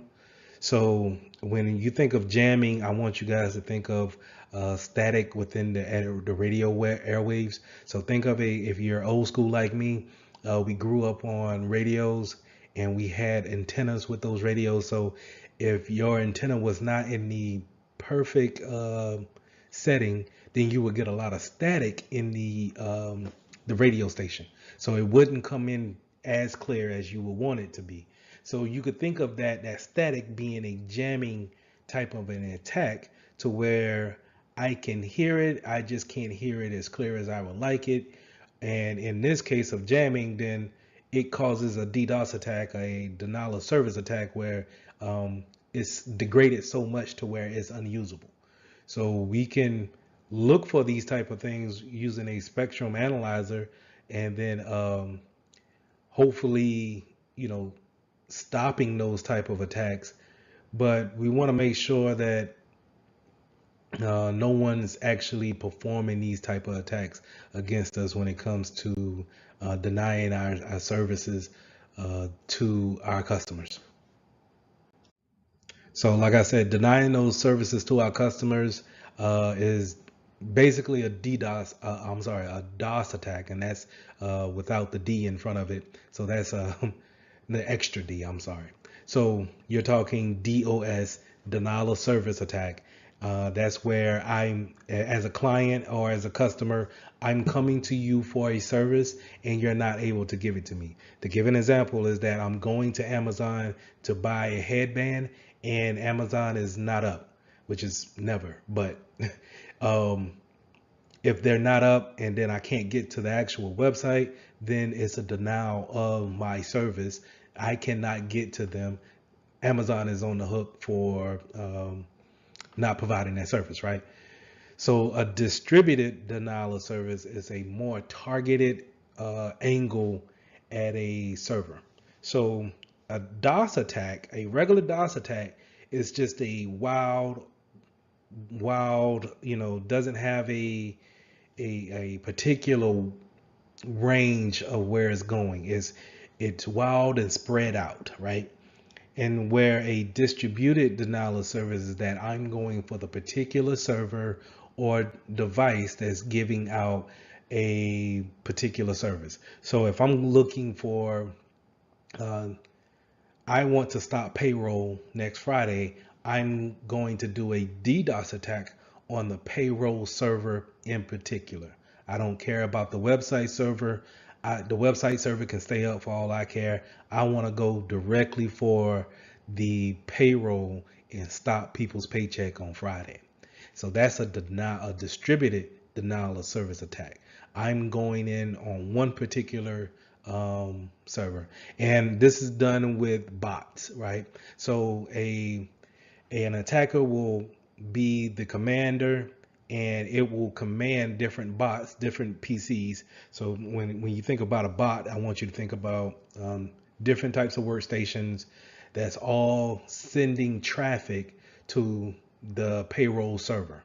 So when I say sending traffic, maybe they're sending an acknowledgement type of a packet, and they're just saying, hey, do this for me, do this for me, do this for me. And everyone, let's give it a round number of 100 PCs, all just kind of going at this one server and saying, hey, please give me this information.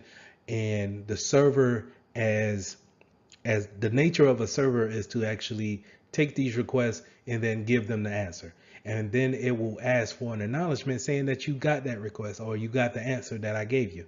But the bots are programmed to not acknowledge. So a server can get overwhelmed if so many requests come in and it's waiting on a response back to those requests and it's never coming. So now it's in a hung up state, causing the denial of service. Okay, so that's a distributed denial of service where we're taking a number of bots and we're attacking this one particular server wherever it may be, and we're causing a particular service to go down. And it's a particular one, not necessarily a spread out one like a denial of service. Now, the way we get around that DDoS and DOS attacks is that we have different servers set up to do the same thing, and we can have them do load balancings and clustering in order to take the traffic in and then distribute it between the different servers all doing the same thing, right? So if we have 4 servers all doing the same thing, let's say they're all doing emails at the same time, right?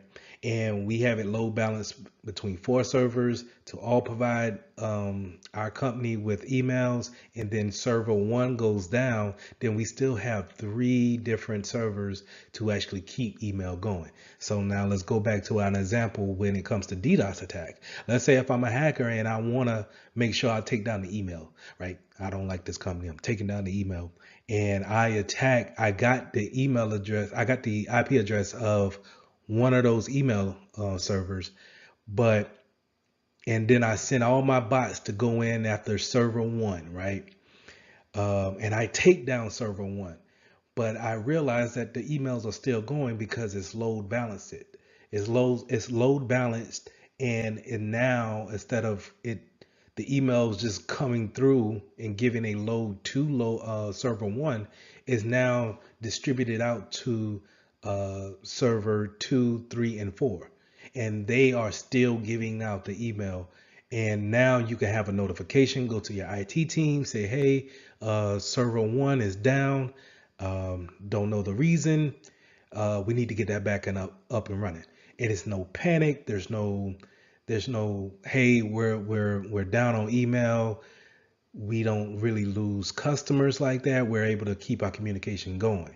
That's how we kind of get around that denial of service type of scenario. And clustering does the same thing, where we have more than one PC or more than one server creating services, and getting around sharing the load of the requests coming in. So this is a good way to get around distributed denial of services, and it should be implemented, but some businesses are not equipped to actually have different servers to actually create that type of load balancing scenario. So this is where the cloud could come into place, to where we could spin up different servers in the cloud in order to have that data go back and forth between those different servers. So the key points to remember is to make sure you go back and you study how networks are set up, and then how do we take our network and make it more secure during the initial setup. And then now, if we make it more secure during an initial setup, then we won't have to make too many changes when we're actually performing our services to whatever group we're providing services to. Make sure that you read up on load balancing and clustering, as well as WPA2, and the different types of settings that we can put our routers on in order to make communications more secure. So lesson 10, let's start talking about network security and the appliances that we use in order to create that security. We're normally going to go over firewalls, proxies, different types of SIMs. So all these things that we want to put on our network to create kind of a blanket around our network and keep